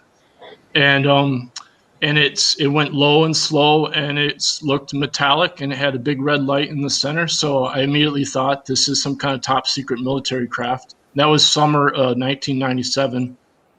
And if you look on the National UFO Reporting Center, those sightings are actually quite common, So it's like, well, if people are seeing them speed off super fast or whatever, then they're not a blimp. You know what I mean? Like, unless I know people were saying maybe it's a lighter than one of those hard shell blimp things or something, but I'm just saying they're called dirigibles. Yeah, right. But I'm just saying that I immediately a thought, blimp has a soft shell and a hard shell is a dirigible. okay, right. So I when Jack was on here, basically, I figured out the non-commutative logic, the phase, and I actually figured it out from music theory. And but then there's this Fields Medal math professor, Alon Kahns, and he has several lectures on YouTube about music theory, and he says it is the truth of music is non-commutative phase logic. And I don't know if you've heard of non-commutative geometry, but a Fields Medal, it's harder to get than a Nobel Prize. It's pretty much like De Broglie. It is non-commutative. He didn't call it that at the time, but obviously Heisenberg's non-commutative. And what Alon Kahns is saying is that you have to combine relativity with quantum mechanics to understand both of them properly. And that's what De Broglie first figured out. And then Heisenberg, did the matrix math. And then Dirac said, yeah, this is non-commutative. And then, Dirac tried to go back to the standard symmetric math, but Alon Kahns is saying, no, you have to maintain it. Non-commutative, Roger Penrose is also saying it has to be non-commutative. And so does Basil Hiley, and he worked with David Bohm. So Basil Hiley has updated Bohm's model into non-commutative math. So I know Sephardi, he doesn't use this because Roderick Sutherland, I just asked him a question because he just did a live stream recently, and he talked about his time with Olivier Costa de Beauregard because Beauregard mentioned Sutherland in his book. And anyway, Sarfati relies on Roderick Sutherland. Basically modifies Sutherland, who's using Lagrangian mechanics for quantum mechanics. Anyway, I'm just saying that the non-commutative phase, it's basically what De Broglie discovered, that you have a negative frequency, but it's a very simple concept that Alon Kahns just calls 2-3 infinity. And most people, when they learn by rote. And I studied my music training very early, and it's a very simple but radical concept. And there's even something called the non-commutative Pythagorean theorem. So, because people don't realize the Pythagorean theorem, it originated from music theory. Basically, the major second music interval cubed is the square root of 2. If you take 9/8 and you cube it, that approximates the square root of 2. But the whole point is that the idea of geometrical magnitude was created from music theory. And then this is what, like you're talking about the Gödel's incompleteness theorem and all that, what they call in mathematics incommensurability. But the point is that if you look at basic music theory, like, okay, I'm sure everybody here knows, the perfect fifth is 3/2, and the octave is 2/2 or 2/1. But with the pitch as geometry, if it's 3/2, it's C to G. But if you take it as an undertone and 2/3, then it's C to F. What Western music theory did is they got rid of the undertone as C to F, and they doubled it to 4/3, and then they put it into the same octave. Now you just had who was it, Daniel or whatever, with his guitar. What it turns out, what Philolaus did is he literally flipped his lyre around in order to hide the fact that he was changing the root tonic. And music is based on listening, right? So you don't even need an external instrument, but if you're just listening to the source of the root tonic, science has proven we can hear faster than time frequency uncertainty. Faster than Fourier uncertainty. Hello? Okay. If you look it up, it's proven fact that humans can hear faster than the linear operator of changing time to frequency called Fourier uncertainty. So you know what time frequency uncertainty is, right? And then time frequency uncertainty. Is that like sampling theorem, like Nyquist? Yeah, exactly. But this is what it turns out. See, non-commutative phase is the origin of time frequency uncertainty. In other words, if you were to convert it to technology, you have to you have to take into account, you have to use non-commutative calculus, which means you have to take into account the future time as well as the past time, and the future time is a negative frequency, and so we can actually listen faster than the linear exchange between time and frequency. Is that it's like the higher a frequency is, the longer it takes to tune it properly, or it's the other way around. Sorry, but so this is what they call Fourier uncertainty. So that's like if you listen to Neil deGrasse Tyson or whatever, he tries to claim that quantum the uncertainty principle is a limitation of using light as a measurement, the technology. But that's not what Heisenberg figured out. He figured out that it's inherent to the mathematics itself, and that's why they call it the measurement problem, And that's why Roger Penrose says that the Gödel's incompleteness theorem, it proves that the universe is made of proto-consciousness, what he calls proto-consciousness. So have you checked out Penrose lately? Because he just got the Nobel Prize in physics. So, I thought it went to those other guys. No, I mean last year for his work on black holes. Yeah, but he actually said he was distracted by the Nobel Prize and he couldn't complete his work on consciousness. I think that actually, yeah, I'm a huge fan. I'm a huge Penrose fan for sure. Okay, so I'm just trying to say that if you look up Alon Khan's, just watch his lectures on music theory. He calls it music of the quantum spheres, or is it something like that? He's got like a version in French which is actually better because if you translate it, they translate it in English, but he speaks better in French because that's his native language. And how it's connected to UFOs, I can tell you that levitation is real. Leave it at that. Thanks. Sweet. Yeah, so black hole theory. I didn't know that he won the Nobel Prize for that. This is really interesting. These Penrose-Hawking singularity theorems. Stephen Hawking did a lot of work on black holes as well, and inspired, I think, a lot of Penrose's current work too. I was curious. I'm sad that he left. I just stumbled across a colleague, another guy who worked with both Penrose and Hawking on black holes, and he's from Harvard. We should definitely try to get this guy to come on APAC and talk. But he's from the Department of Physics at Harvard, and his name's Andrew Strominger. And he's published a lot on very similar stuff. If you want to dive, for those who are interested in diving into the literature more on this. So, now he's back. All right, who was it that heard? This is the first time, literally. I'm kind of a Luddite, so apologize.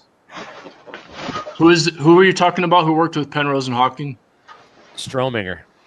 Oh yeah, Strominger is another. See, basically, okay, Strominger, he's saying that if you reverse the direction of space-time, all the energy of light is the universe is just a huge bell, and he says that any distance of space, it has the same exact energy value, no matter. So it's like if you spread out the energy of matter across the universe and then reverse the direction, obviously light wouldn't know that the universe is collapsing, right?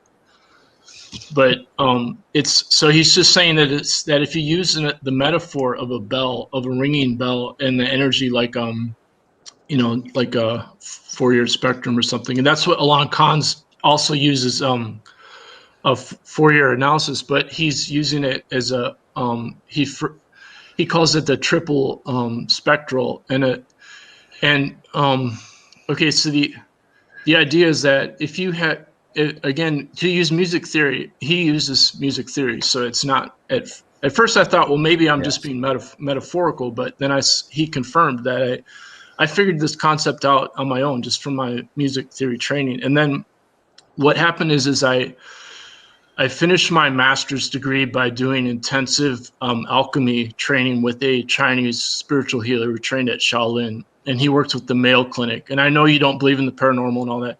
He's got studies that he's published with the Mayo Clinic or medical doctor who tested his external chi healing or whatever. But essentially, he did 28 days in a cave at Mount Qingchen where he didn't sleep the whole time. He was just in the full lotus yoga position and also no food. And then at the end of it, when he came out from that meditation, then he said he levitated up 9 feet. He spiraled up while he was in full lotus meditation. And then I figured out that the non-Western music using this what Alon Khan's calls 2-3 infinity it's the basis of internal alchemy meditation in the non-Western cultures. Whether in India it's called the Three Gunas, and it's the same secret of the. It's a very simple concept, but it's also very radical because it wasn't rediscovered again until Heisenberg and De Broglie. And then, like I said, Alon Khan is the one he got the Fields Medal for the work. So, but the point is that what I did was I did the training and I discovered, yeah, this is true. And I saw ghosts. So I know for a fact that ghosts are real, which is like, it's kind of, whatever, people can believe me or not, but and also I know, the paranormal abilities are real, and there was a permanent physiological transformation. So for example, I can feel my pineal gland and all that. But besides all that, I realized, well, I have to convert this back into science or else I can't really talk about it, obviously. And what I discovered is that have you heard of the Stanford Linear Accelerator Center, the SLAC? Yeah, I've been by there before. Oh, really? Okay, so there's a guy who they hired there named Eddie Oceans, and he worked with math professor Lou Hoffman. And Lou Hoffman also specializes in non-commutative geometry and topology. So you guys would really dig checking his stuff out. It's all like Eddie Oceans. How do you spell it? It's Oshin, and he taught Wing Chun, which is what Bruce Lee's lineage is, and he realized that that what they call Neigong in Chinese martial arts, internal martial arts, he realized the secret of that is non-commutative phase, and so he's a quantum physicist, and he was hired by SLAC as he worked for them for at least several years, and then he was part of this this Cambridge Philosophy Association that was started with SLAC. And, so nobody really knew about him. I was like, okay, my whole attitude was like, look, I figured this out on my own, and all I did was studied in music. And yeah, I got good grades and whatever. But I figured, somebody else must have made out this connection to meditation being based on non-commutative phase, because you don't find it anywhere else in Western, the whole New Age scene and all that, blah, blah, blah. It's all based on symmetry and the golden ratio and all that.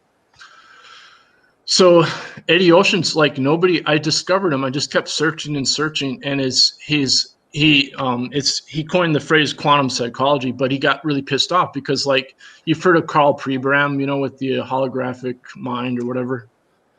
Carl Pregram? Yeah, No. He was at Stanford. He was a neuropsychologist, and he argued that the mind works as a holograph. But at any rate, Eddie Oceans was actually working in Carl Prebram's lab, and he tried to explain to him non-commutative phase, because he's like, look, it's not Fourier analysis, because Fourier math still uses the symmetric math, so you can't use spinors. Spinors are non-commutative math. Okay, people will argue that you can use quaternions and just use complex numbers. But as math professor Lou Hoffman argues, and he points out that, no, you have to use non-commutative matrices to explain spinors. And so the whole point is that the what they try to use, they use a Poisson bracket to convert it back into symmetric. This is math. what I was talking about, Carl, with what spin is. This is that's the Dirac what dance. they called spin. Yeah, This is how. Yeah, I'm here, exactly. man. I'm here listening. I'm totally in with you guys. Party. Yeah, that's the Great. Dirac dance. So Thank you. You're connecting and a lot of dots, man. This is good. Okay, stuff. so Luke Hoffman, he has a video on YouTube called the Dirac Dance, and he made it with Eddie Oceans, and they made up this thing called the Quaternion handshake, which is, they're just being like dorky academics, but the it's totally valid what they're saying. But what Eddie Oceans realizes is that he corroborated what I figured out on my own too, is that the like in Taoist alchemy, ever since Plato, we've been taught that everything's symmetry. So like our left and right eye are symmetric, our left and right, legs are symmetric, but that's not what's taught in non-Western philosophy. And so and the reason is that it's based on listening. Like our culture, everything is visual and a materialistic visual external measurement. But when you rely on listening as the source of truth, what they, like Socrates says, know thyself, and it's logical inference. Well, it's proven that if you're listening in a quiet room, you can hear a density of sound that's smaller than a diameter of an atom. And so this is like quantum biology, which is quantum biology is still a new field, right? I mean, it was on the cover of Scientific American in 2011. But before that, it was written off as like woo-woo by either physicists or biologists, and a lot of physicists still try to write it off as woo-woo. Or Roger Penrose, he's working with Stuart Hameroff on quantum biology. So have I've spoken about the study that was done in lab rats where they gave them a different type of lithium salts, right? But they used used a certain isotope of lithium, and it actually changed the brain function significantly just using a different isotope. That proves that quantum effects are happening within the brain. And so they've also proven that the eyes emit biophotons. This was like an ancient Greek view in ancient, pre-Socratic philosophy, that the light actually emits out of the eyes.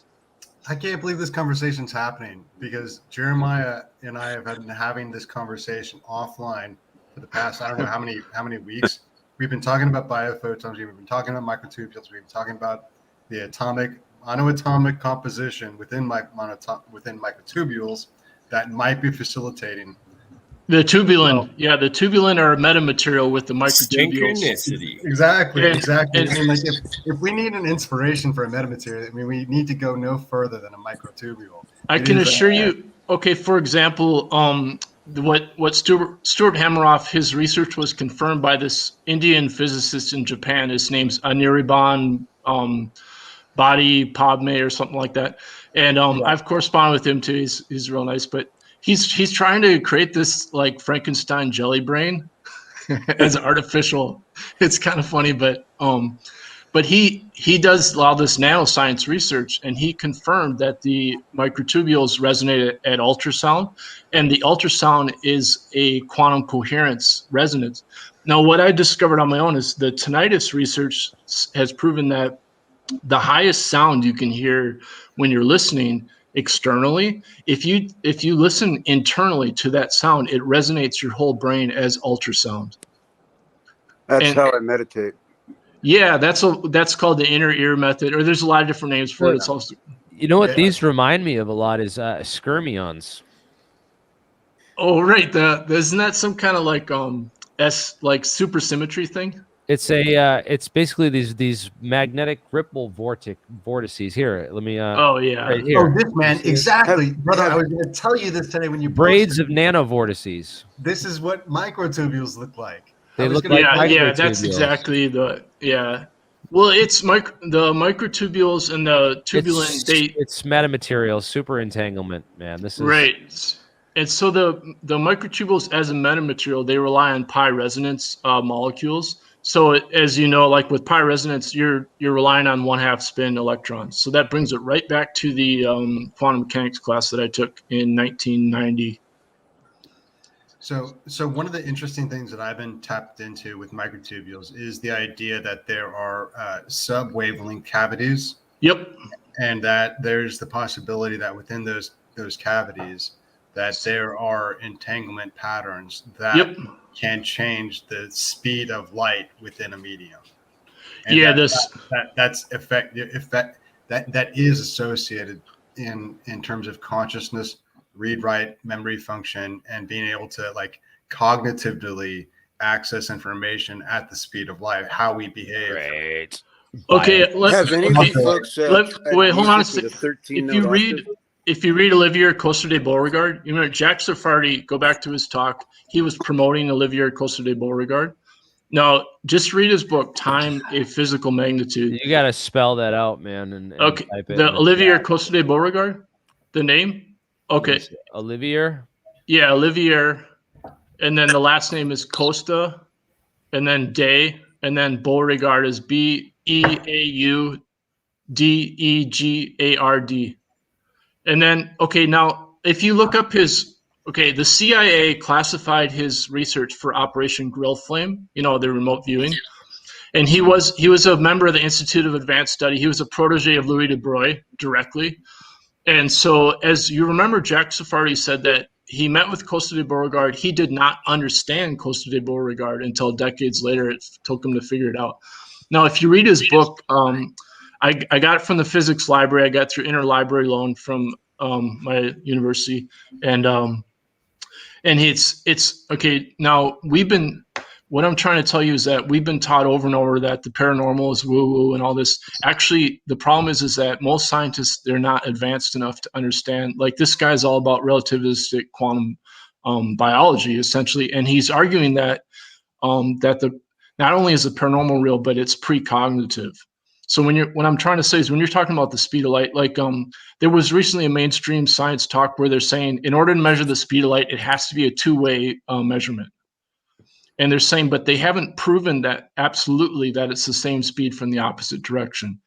Now, the other thing to consider is that the speed of light is the invariance. This is what Einstein assumed was a symmetry. But if you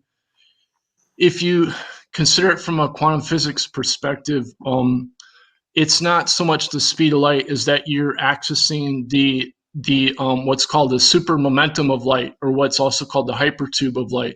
You know, you're not supposed to use the phrase relativistic mass, right? But because light is measured by momentum, then it's not just that it has a zero rest mass, but that if you read Nobel physicist Gerard de Hooft, you know who he is? I think Gerard de Hooft. Yeah, he's Dutch, so it's a T''Hooft. He has an article called "Light is Heavy," and I highly recommend that article. And it was co-written with Martin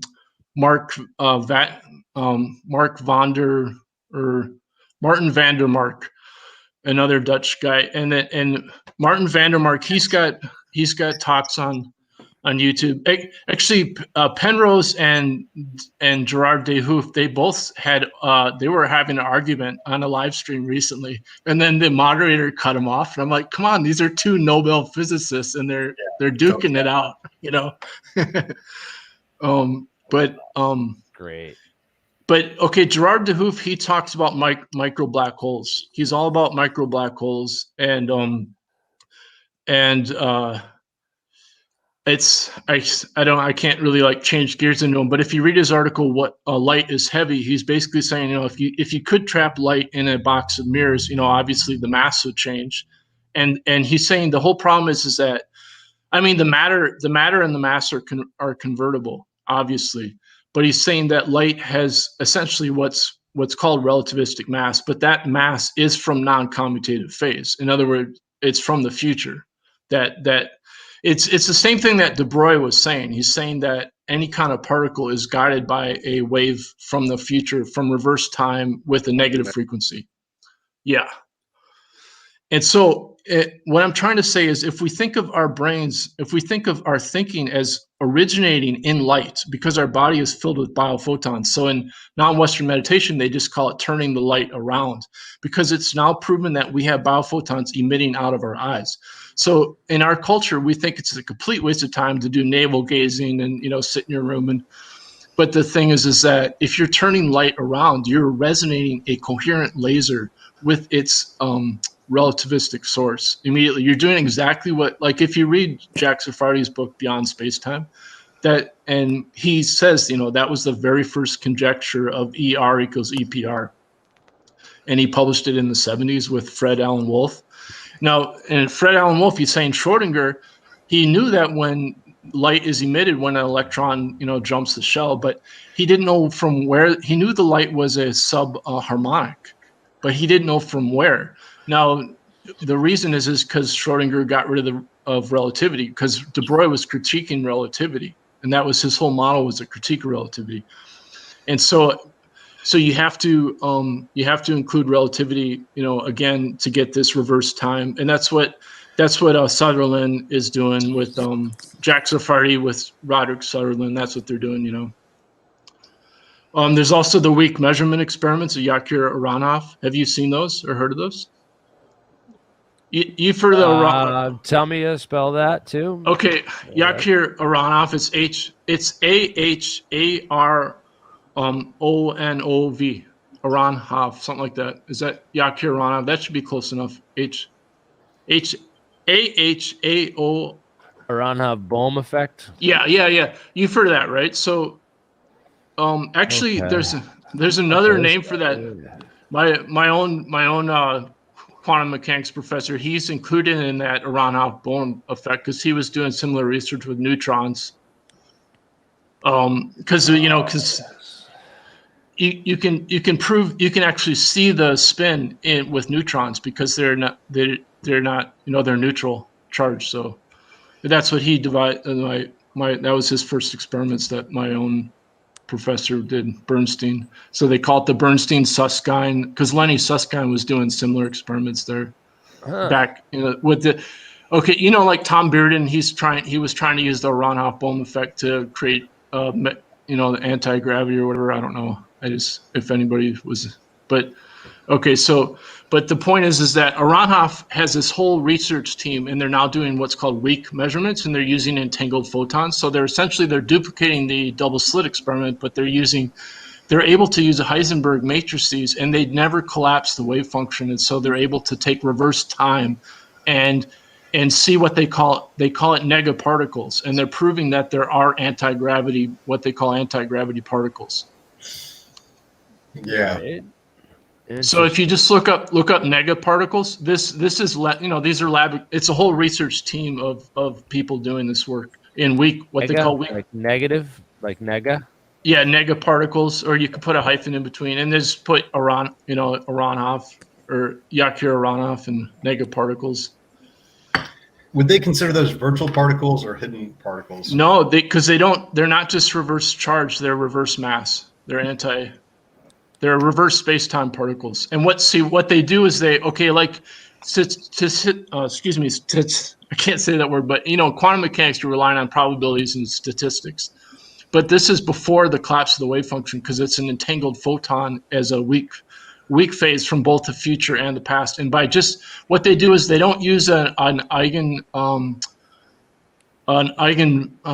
variable or some.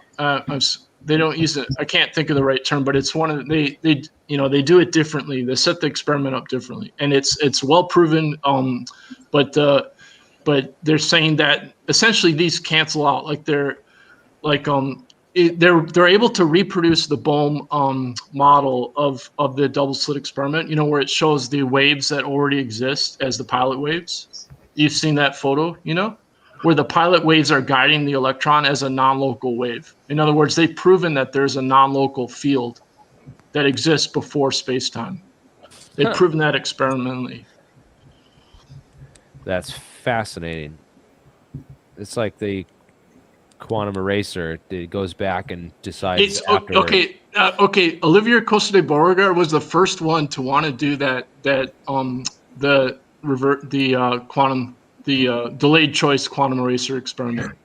He was the first one to devise it, and then so obviously, yeah, this is like taking that to a whole nother level. Yeah. Yeah, well, this is the level that I wanted to take that to when I first heard about it. I'm like, wait a minute, And obviously this is all open source, and so you figure the military is doing trillions and trillions in black budget research, and this was like Louis de Broglie figured this stuff out in the 20s. You know what I'm saying? Yeah, de Broglie was way ahead of his time. Hey, can I get a clarification really quickly on biophotons and that idea of consciousness and Penrose and collapsing the wave function? Yep. Are you suggesting that the resting mass is computationally lagging after the present moment?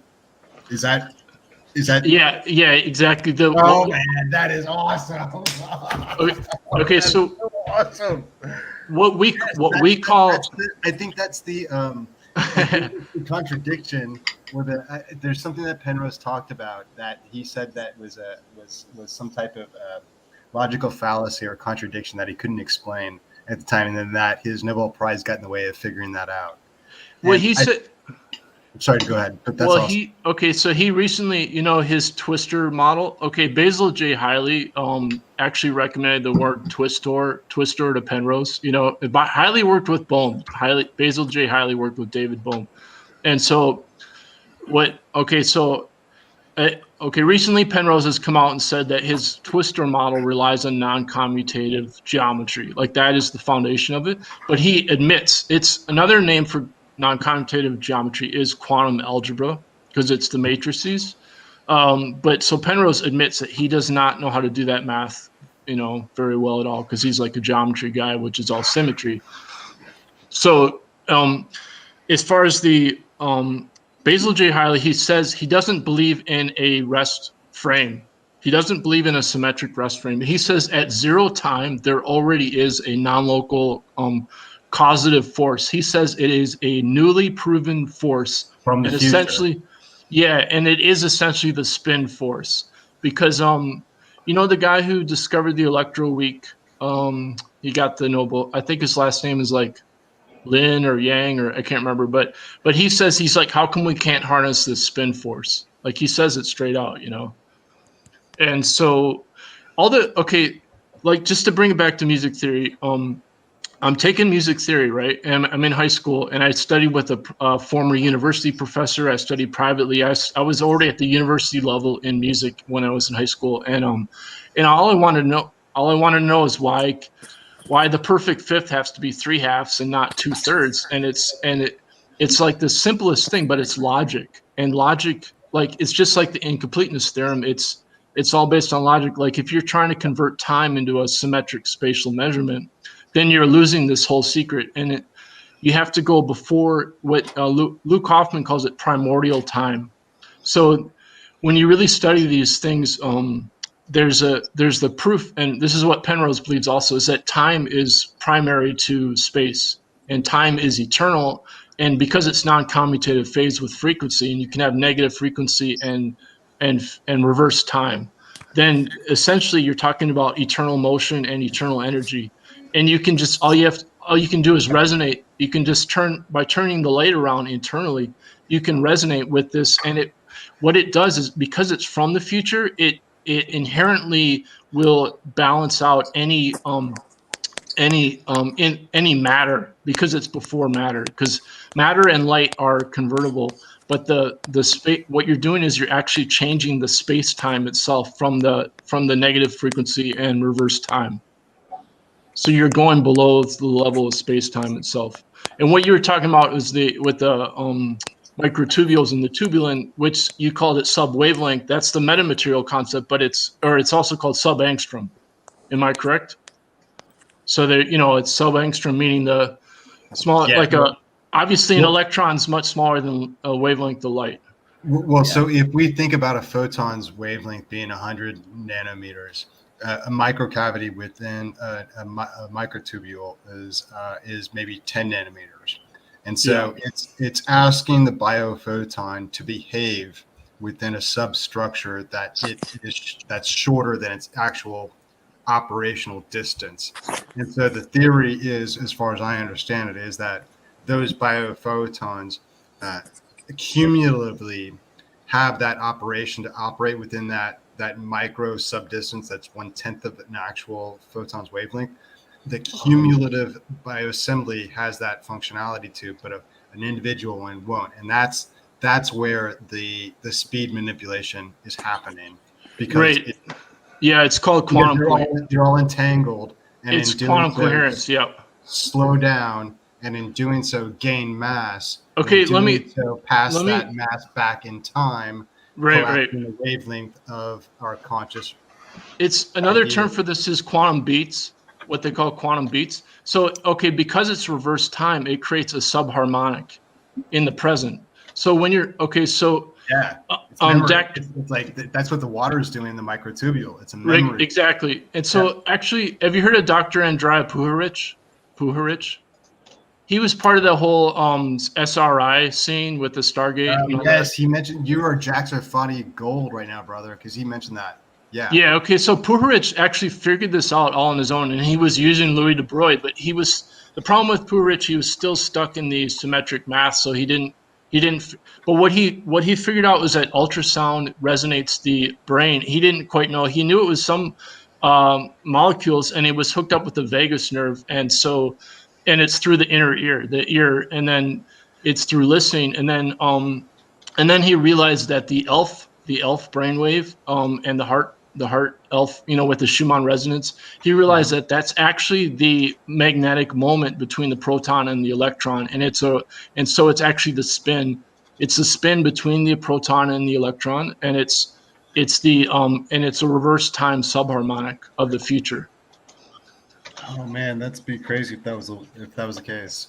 And so then but see, what I'm trying to tell you is that Anuri Bhan, who worked with Stuart Hameroff, he confirmed the exact same thing, because they've discovered that ultrasound resonates to microtubules at 3,000 times greater amplitude than any other frequency. And so, if I may, do you have any idea what frequency range or what frequency band that ultrasound was measured in? Or was I think it was in megahertz. It was megahertz, but I don't know it's the whole range, But Stuart Hameroff actually got ultrasound to his brain too, and he said that he felt the serotonin bliss, because his whole point is that the serotonin, the tryptophan, is a pi resonance molecule, right? So he's arguing that like psychedelics actually increase your frequency of your. In other words, you can increase your time frequency resonance as a coherence before the wave function collapses in your brain. Okay, so I've been looking at these molecular structures for the last 24 hours. I spent my morning doing this, and ATP and whatnot. They're basically trapping metal ions in between each of you see how these, Jeremy, great image. You see how these little individual proteins are colored differently. The white ones are alpha, the colored ones are beta.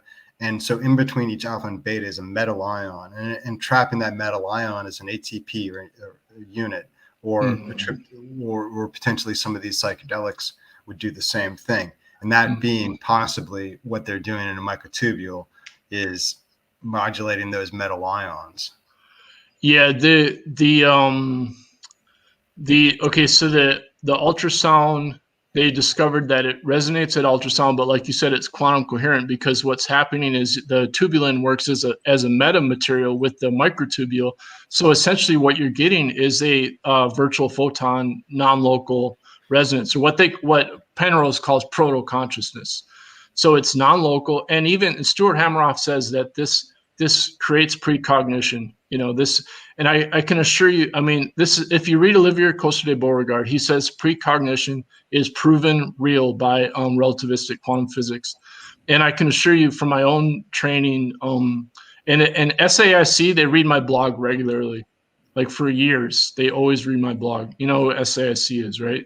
The Scientific Applied Industrial Corporation, whatever. They were the ones who the CIA contracted for the operation, for all that remote viewing stuff, But anyway, my point is that we don't. Okay, we've been so indoctrinated that we don't believe we can't believe that precognition could be real. But we're talking about literally working with the space time. Space time is malleable.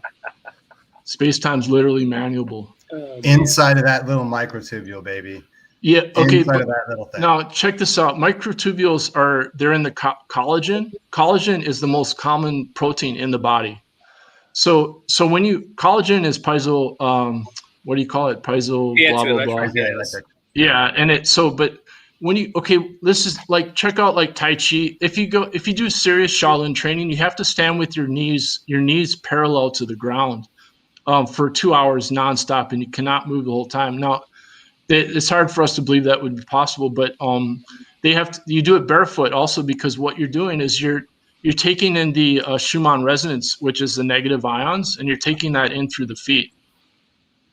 And so because of this ELF subharmonic is there's a connection between the negative ions, which works, and then it works through potassium, and they hold horse stance for 2 hours with the thighs parallel to the ground. Yeah, this is what my own teacher did. He did it for 3 months, every day nonstop. And after that, he said his third eye was fully open, and they said, yeah, exactly. That you do that 2 hours nonstop in order to get to that level, 2 hours nonstop without moving for 3 months, every day nonstop. Absolutely, of course, it's fascinating with the human resonance through the feet, though. That's something I've always wondered about, but that's crazy that you bring that up. Sorry to interrupt. Yeah, it just makes me wonder about an amplifier that would intensify these fields and allow you to, okay, what you do is. If you, oh my God, Jeremiah, you nailed it with that. Like all the ancient, pagoda structures and stuff on all of the ley line intersection points. That's exactly what. Can I just tell you, there's a secret to this? Okay, obviously, the other thing is like Joe, I know Joe Rogan says this is all woo woo and all that.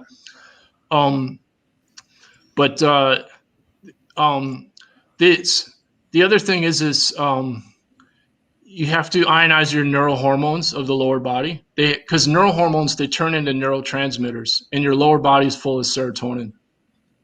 Hello, I lost everybody. No, brother, I'm here. Okay, so yeah, we can hear you. People are still here. They just take bathroom breaks or listening in the background. Okay. I've been going 2 hours and 15 minutes. I gotta have a bathroom break. I'll be right back. Okay. All right. I'm listening. I just mute myself out and I'm peeling cucumbers in the background. But awesome. And just in case you're curious, everybody is interested in references to Jack Sarfati. Okay, so you've actually there are things you've answered from me that I didn't understand in his presentation. So thank you for doing so.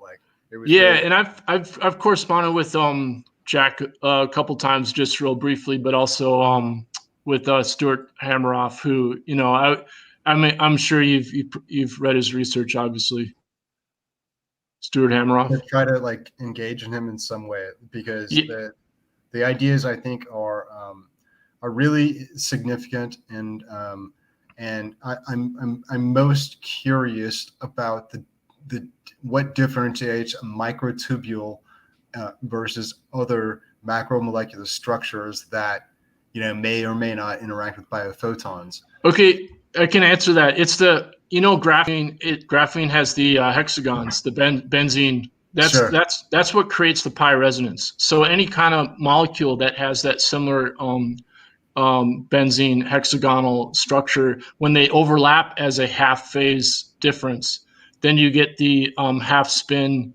Because you can, what makes graphene different, Hameroff calls it the quantum pleasure principle. And he's saying that when you have proto-consciousness, and then essentially at first it's just random, right? But when you have these type of molecules, then they start self-amplifying due to they're able to stack what we would consider a two-dimensional graphene, but it's really not, because of the pi resonance. It's it's 3 dimensions, but the third dimension is non-local. So in other words, you can keep stacking those through the half spin electron pi resonance. I've heard of that idea, and I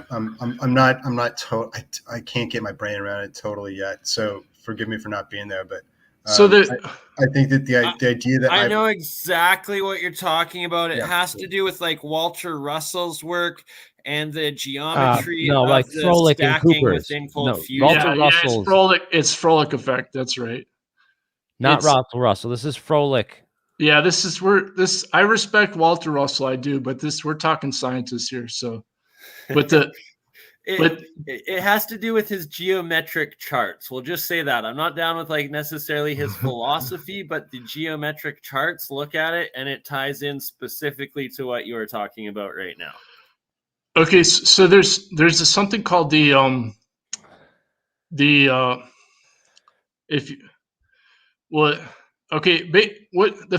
fifth dimension, we cannot see it. So that's why, like, if you watch like PBS Space Time, which is standard, they claim that guy, I think it's Matt O'Dowd or whatever. He's like a Australian physics professor. Yeah, PBS Space Time guy. And he literally says that virtual photons do not exist. He says they're just a mathematical formula that's used because we can't observe them. But that's totally not true. Like, laboratories have already captured virtual photons, and the guys that are doing it are on the Nobel Physics Committee. So it's high level. So we know that virtual photons can be turned back into photons, and they can be stored. And that's essentially what you're doing through meditation, is you're literally storing virtual photons, and you store them in the small intestines. Because the small intestines, as the second brain, has more neurons than the heart. And all the serotonin, what's the word? I'm having a word thing, but lecithin. You know what lecithin or lecithin? Yeah. Okay, that's what stores your charge in your neurons. It's a fatty molecule. And so the fat stores the charge so the neurons don't fry out. And that's how these paranormal guys are able to store up charge in their body, and that's why there has to be celibacy, like a electric eel. The electric eel, its brain is full of lecithin, or fat. Essentially, it's fat molecules, and that's where the electric eel, it can take down a standing adult, right? An electric eel charge. So that's not really even close to that, but I mean, it certainly hurts. But it won't take you down. I mean, it's a fairly small amount of charge. In fact, it's only about 350 volts peak, and it only works if your hand is in the water with the eel. Yeah. I mean, we're talking about like native indigenous people fishing in the water or something. I'm not talking about like going to the zoo or something. Well, I imagine that'd be a little bit of a magical experience to suddenly get a shock from a fish. But not...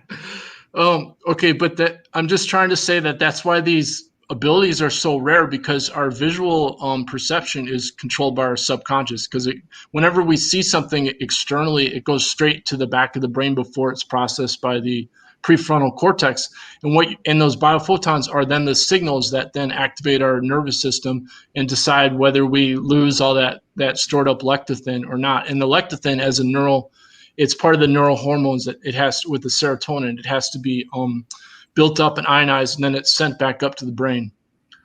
So you're filling up your brain with the cerebral spinal fluid from the lecithin. And how fast do you think biophotons go? Are they sub or superluminal? I wouldn't get hung up on speed, because when we're talking about non-commutative phase, it's already non-local. It's non-local, and we're dealing with negative frequency and positive frequency at the same time. So you're getting, if you think of like another guy is William Tiller. He's the Stanford engineer professor, and then he tried to study the paranormal, and he used Louis de Broglie as his model. And he focuses on negative time as the basis of the energy, which would basically be anti-gravity or reverse mass, but it's just time itself. Let me put in a little bit of information here, talking about negative timing, because these concepts are really interesting, but we have some practical examples of how these systems can be all done with positive energy and still create this effective negative time from the local observer. So here's the catch. Everything is relative in terms of how we can see it. It really depends where you are as the observer, or where the measurement equipment is located to the phenomena taking place. And so that locality, that distance, that construct of space itself, the amount of energy density that it has, roughly its local gravity without any matter in it, is going to determine all that. So if you have an area that has expanded amount of space, it's rejected out its energy. It technically has a negative mass in that space. If some matter were to be in that space, it would have a negative mass, but it's not really a property so much of the matter. The matter itself does not have negative mass in that space, but the space itself has a negative refractive index for any entering kinetic or electromagnetic wave fronts coming into it with a momentum vector. So that momentum vector will have to be attenuated into a gravitational field, the same way that you have a power loss. Can I just comment on? I actually experienced a space-time vortex from deep meditation, and it was so freaky that I stopped meditating, and I had to study for years to find out, what this caused. And what happens is you asked about the speed of the biophotons. Now, what like you take the element gold, and it's proven in quantum chemistry that the blue light of gold is absorbing virtual photons as a relativistic effect, and that's what causes the gold color. And so this is essentially what alchemy is that you're converting the matter into light, and then you're storing the light internally, and so it's actually stored virtual photon energy. Yeah, and that's kind of the idea for consciousness and transferring the biophoton to a state of a protein within the microtubulin structure that is like a memory bit of information. This is absolutely fascinating. The biophoton, like imagine like every bit of information is gonna change the color of one of those little individual units. And every time that memory, like, and it's not like that memory is one little bit, but like a large pattern within the microtubule, and the biophoton is somehow changing the state of that individual unit from A to B or whatever its conformational state may be, and the overall pattern becomes the memory. And so the writing of it is, as far as I understand, a result of the collapse of each individual unit's wave function. Right. And that's the logical like issue that Penrose couldn't figure out, but it requires mass of a biophoton computationally from the future saying, hey, I was just going through this area. I was a photon just going through here. I just and that in my mind, that's it right now. That's the another way to. I have a whole article on the law of phase harmony and all these, like, it's just quotes from other physicists, other scientists talking about the law of phase harmony from De Broglie, and he said that was his greatest discovery, right? And it's about this whole concept of negative frequency and reverse time, and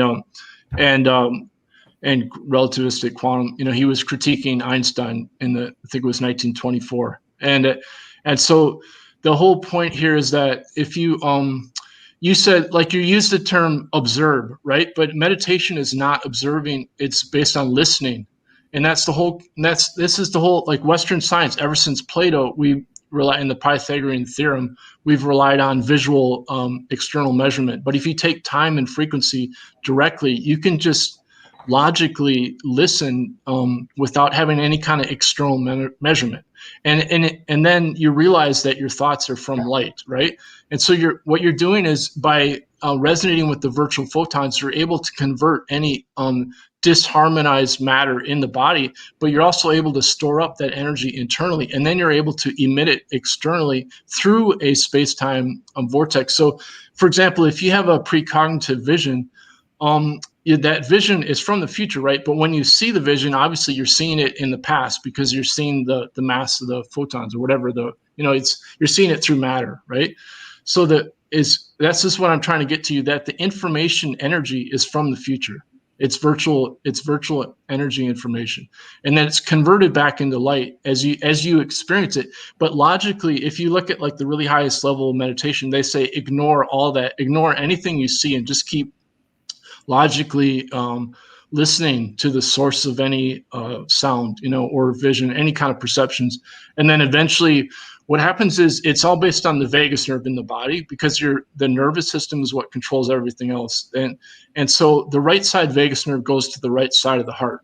And eventually what happens is, if you take the meditation deep enough, what they call eternal liberation is where your heart literally stops. And then after a while, there's a strong electric shock that is felt in the right side of the heart. And then when it transfers over to the left side, then your heart starts up again. And all of a sudden you can see the visions again. In other words, the spirit photons come back. But when you're in that right side with the heart stopped, you're in the just like the pure time energy itself.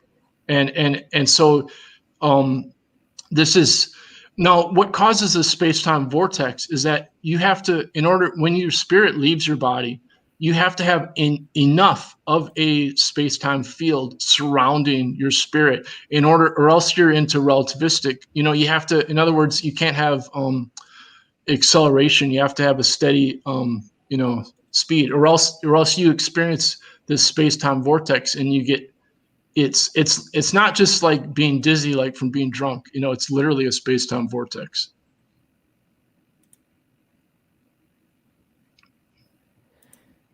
Well, speaking of, this is great, man. This has just been awesome. Thank you so much for joining us, man. I've really connected a lot of dots with this discussion, and I wish. So another thing is that it's like if you can see light, my eyeballs will literally pulsate if light goes out of them from the pineal gland. The light, it comes out of the pineal gland, and then the eyeballs will actually pulsate. And if you look at the video earlier when I had my glasses off and I had my eyes, just scrutinize that video, and you should see my eyeballs. My eyeballs will be pulsating at the ELF frequency, the Schumann resonance. And that's what they call yin qi in Taoist alchemy. It's just called yin qi, but it's the negative ions. I want to see the video of you holding. Yeah, exactly. I want to see that video too. No, I've been sitting in full lotus the whole time. I'm still in full lotus. So have you ever done right now my eyeballs are pulsating right now. Just barely. I believe it. I see that. You've connected a lot of alchemy dots for me tonight, I must say. That's just like a really. Well, I guess Bernard's on a different wavelength because I'm not seeing it. It's that was just super minor, but the thing is that the other thing is you can control your vagus nerve at will. The right side vagus nerve, you can just make it pulsate. Which I overused my energy, so I this is the whole the whole tantra stuff. That's totally like you can just burn up your energy doing that. So it's all based on frequency. I assure you, like the whole chakra thing with the color of the light, that's completely true. Like that is the intention of a person is literally their reverse space-time. Like that's your soul is your reverse space-time charge, like your intention. It's in your body. So people get hardwired so that they're at a lower frequency of light. In other words, they can have a very strong intention, but it's originating in the lower part of their body. And that's essentially what heaven and hell is that it's literally the frequency of light in your body, but not just the frequency, but it's the power of the virtual photons, it's just turning the light around. So that's why if you study the law of phase harmony, the higher the frequency is, the more energy you're going to get, because it's a stronger relativistic effect. If you're dealing with blue frequency of light, then you're getting a stronger, blue shift and red shift, because it's the quantum energy is stronger, So this is void essentially is yin yang. Void is yin yang. Void is yin yang. Okay. I found your website or your blog, I guess, twice through some of the things you brought up, just doing searches for some of this stuff. Yeah. We'll just plug your thing real quick. I'd like to, it seems like we had a real interesting conversation. A lot of people enjoyed it. We'd like to bring you back. I have to get going here. Yeah. I'm just saying there's an what they call inner automorphism. There's an inner measurement. So internal time and external time are different. So you can have a totally different, that's the rest frame. Like, your YouTube channel here. Yeah, I have a shiitake mushroom farm. That's my business. Nice. Cool. I grow them in the forest. So, all right.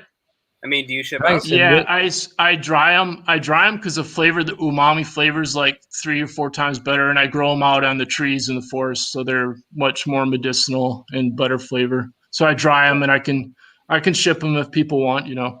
Yeah, I'd be interested in actually getting some of that. I don't have any right now. It's seasonal, so my farm's like in a forest site, so. All right.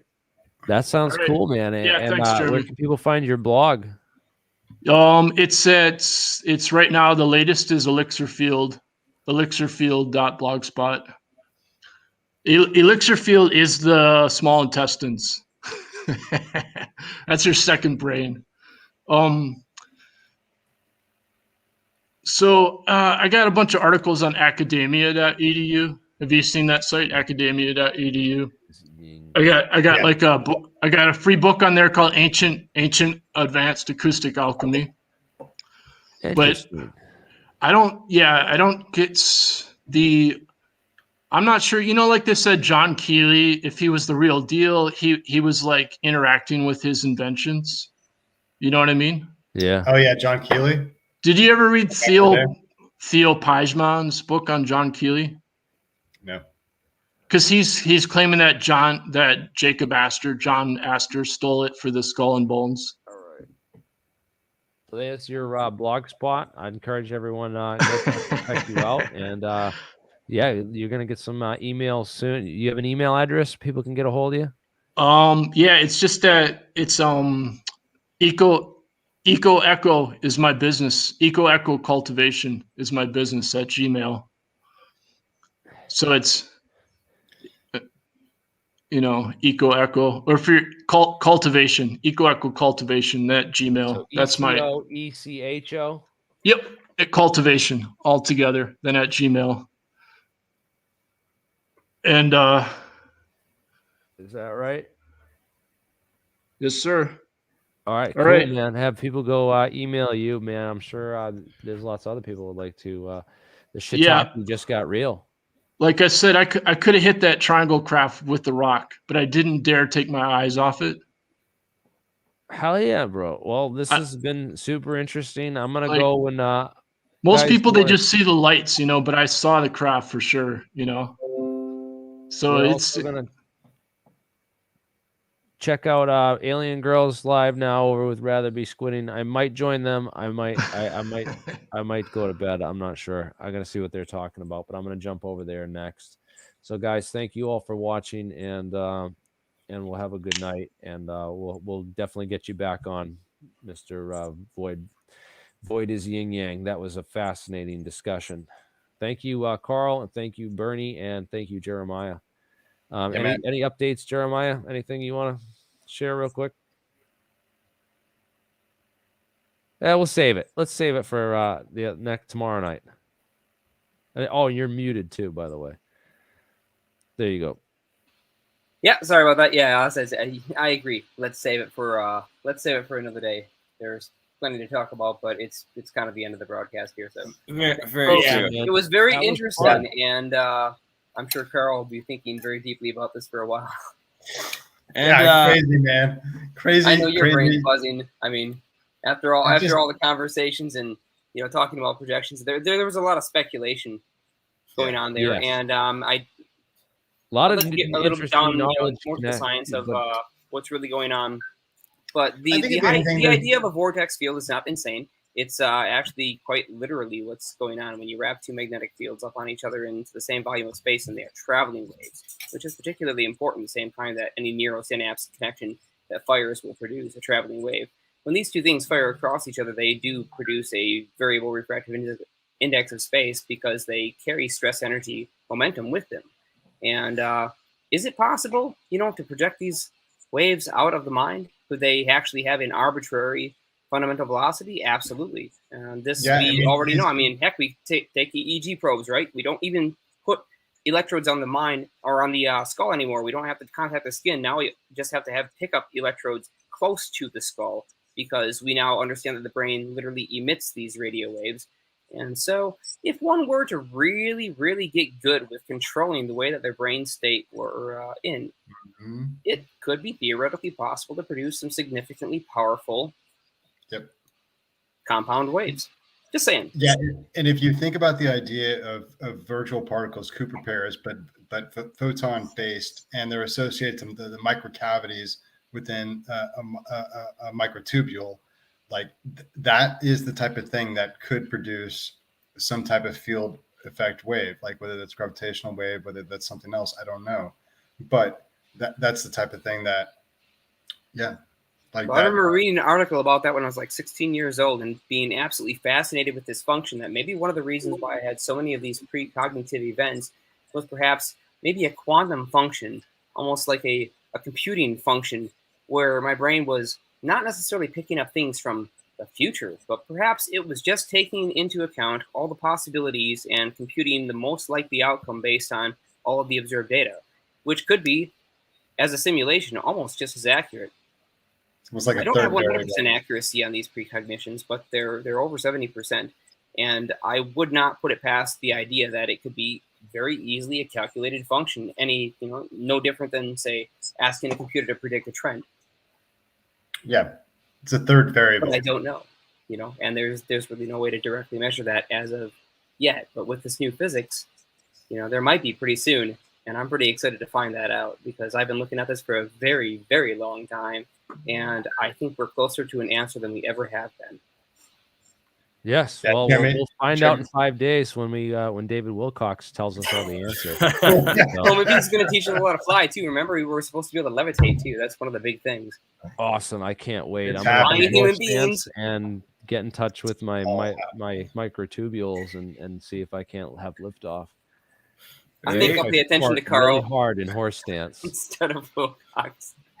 Personally, I'm going to be focusing on putting together the Science of Sound podcast and getting some top musical engineers, sound engineers together with this new media promotions job that I've accepted, and bringing them on and creating a joint stream after APEC each 2 weeks, because that should be some great cross-promotional while also mixing of genius minds on many levels. That's great, man. Congratulations. Many different things coming together. Good for you, buddy. I'm happy for you. Hey, thank you everyone for joining us tonight, and we'll catch you next time on the next stream. Have a great night.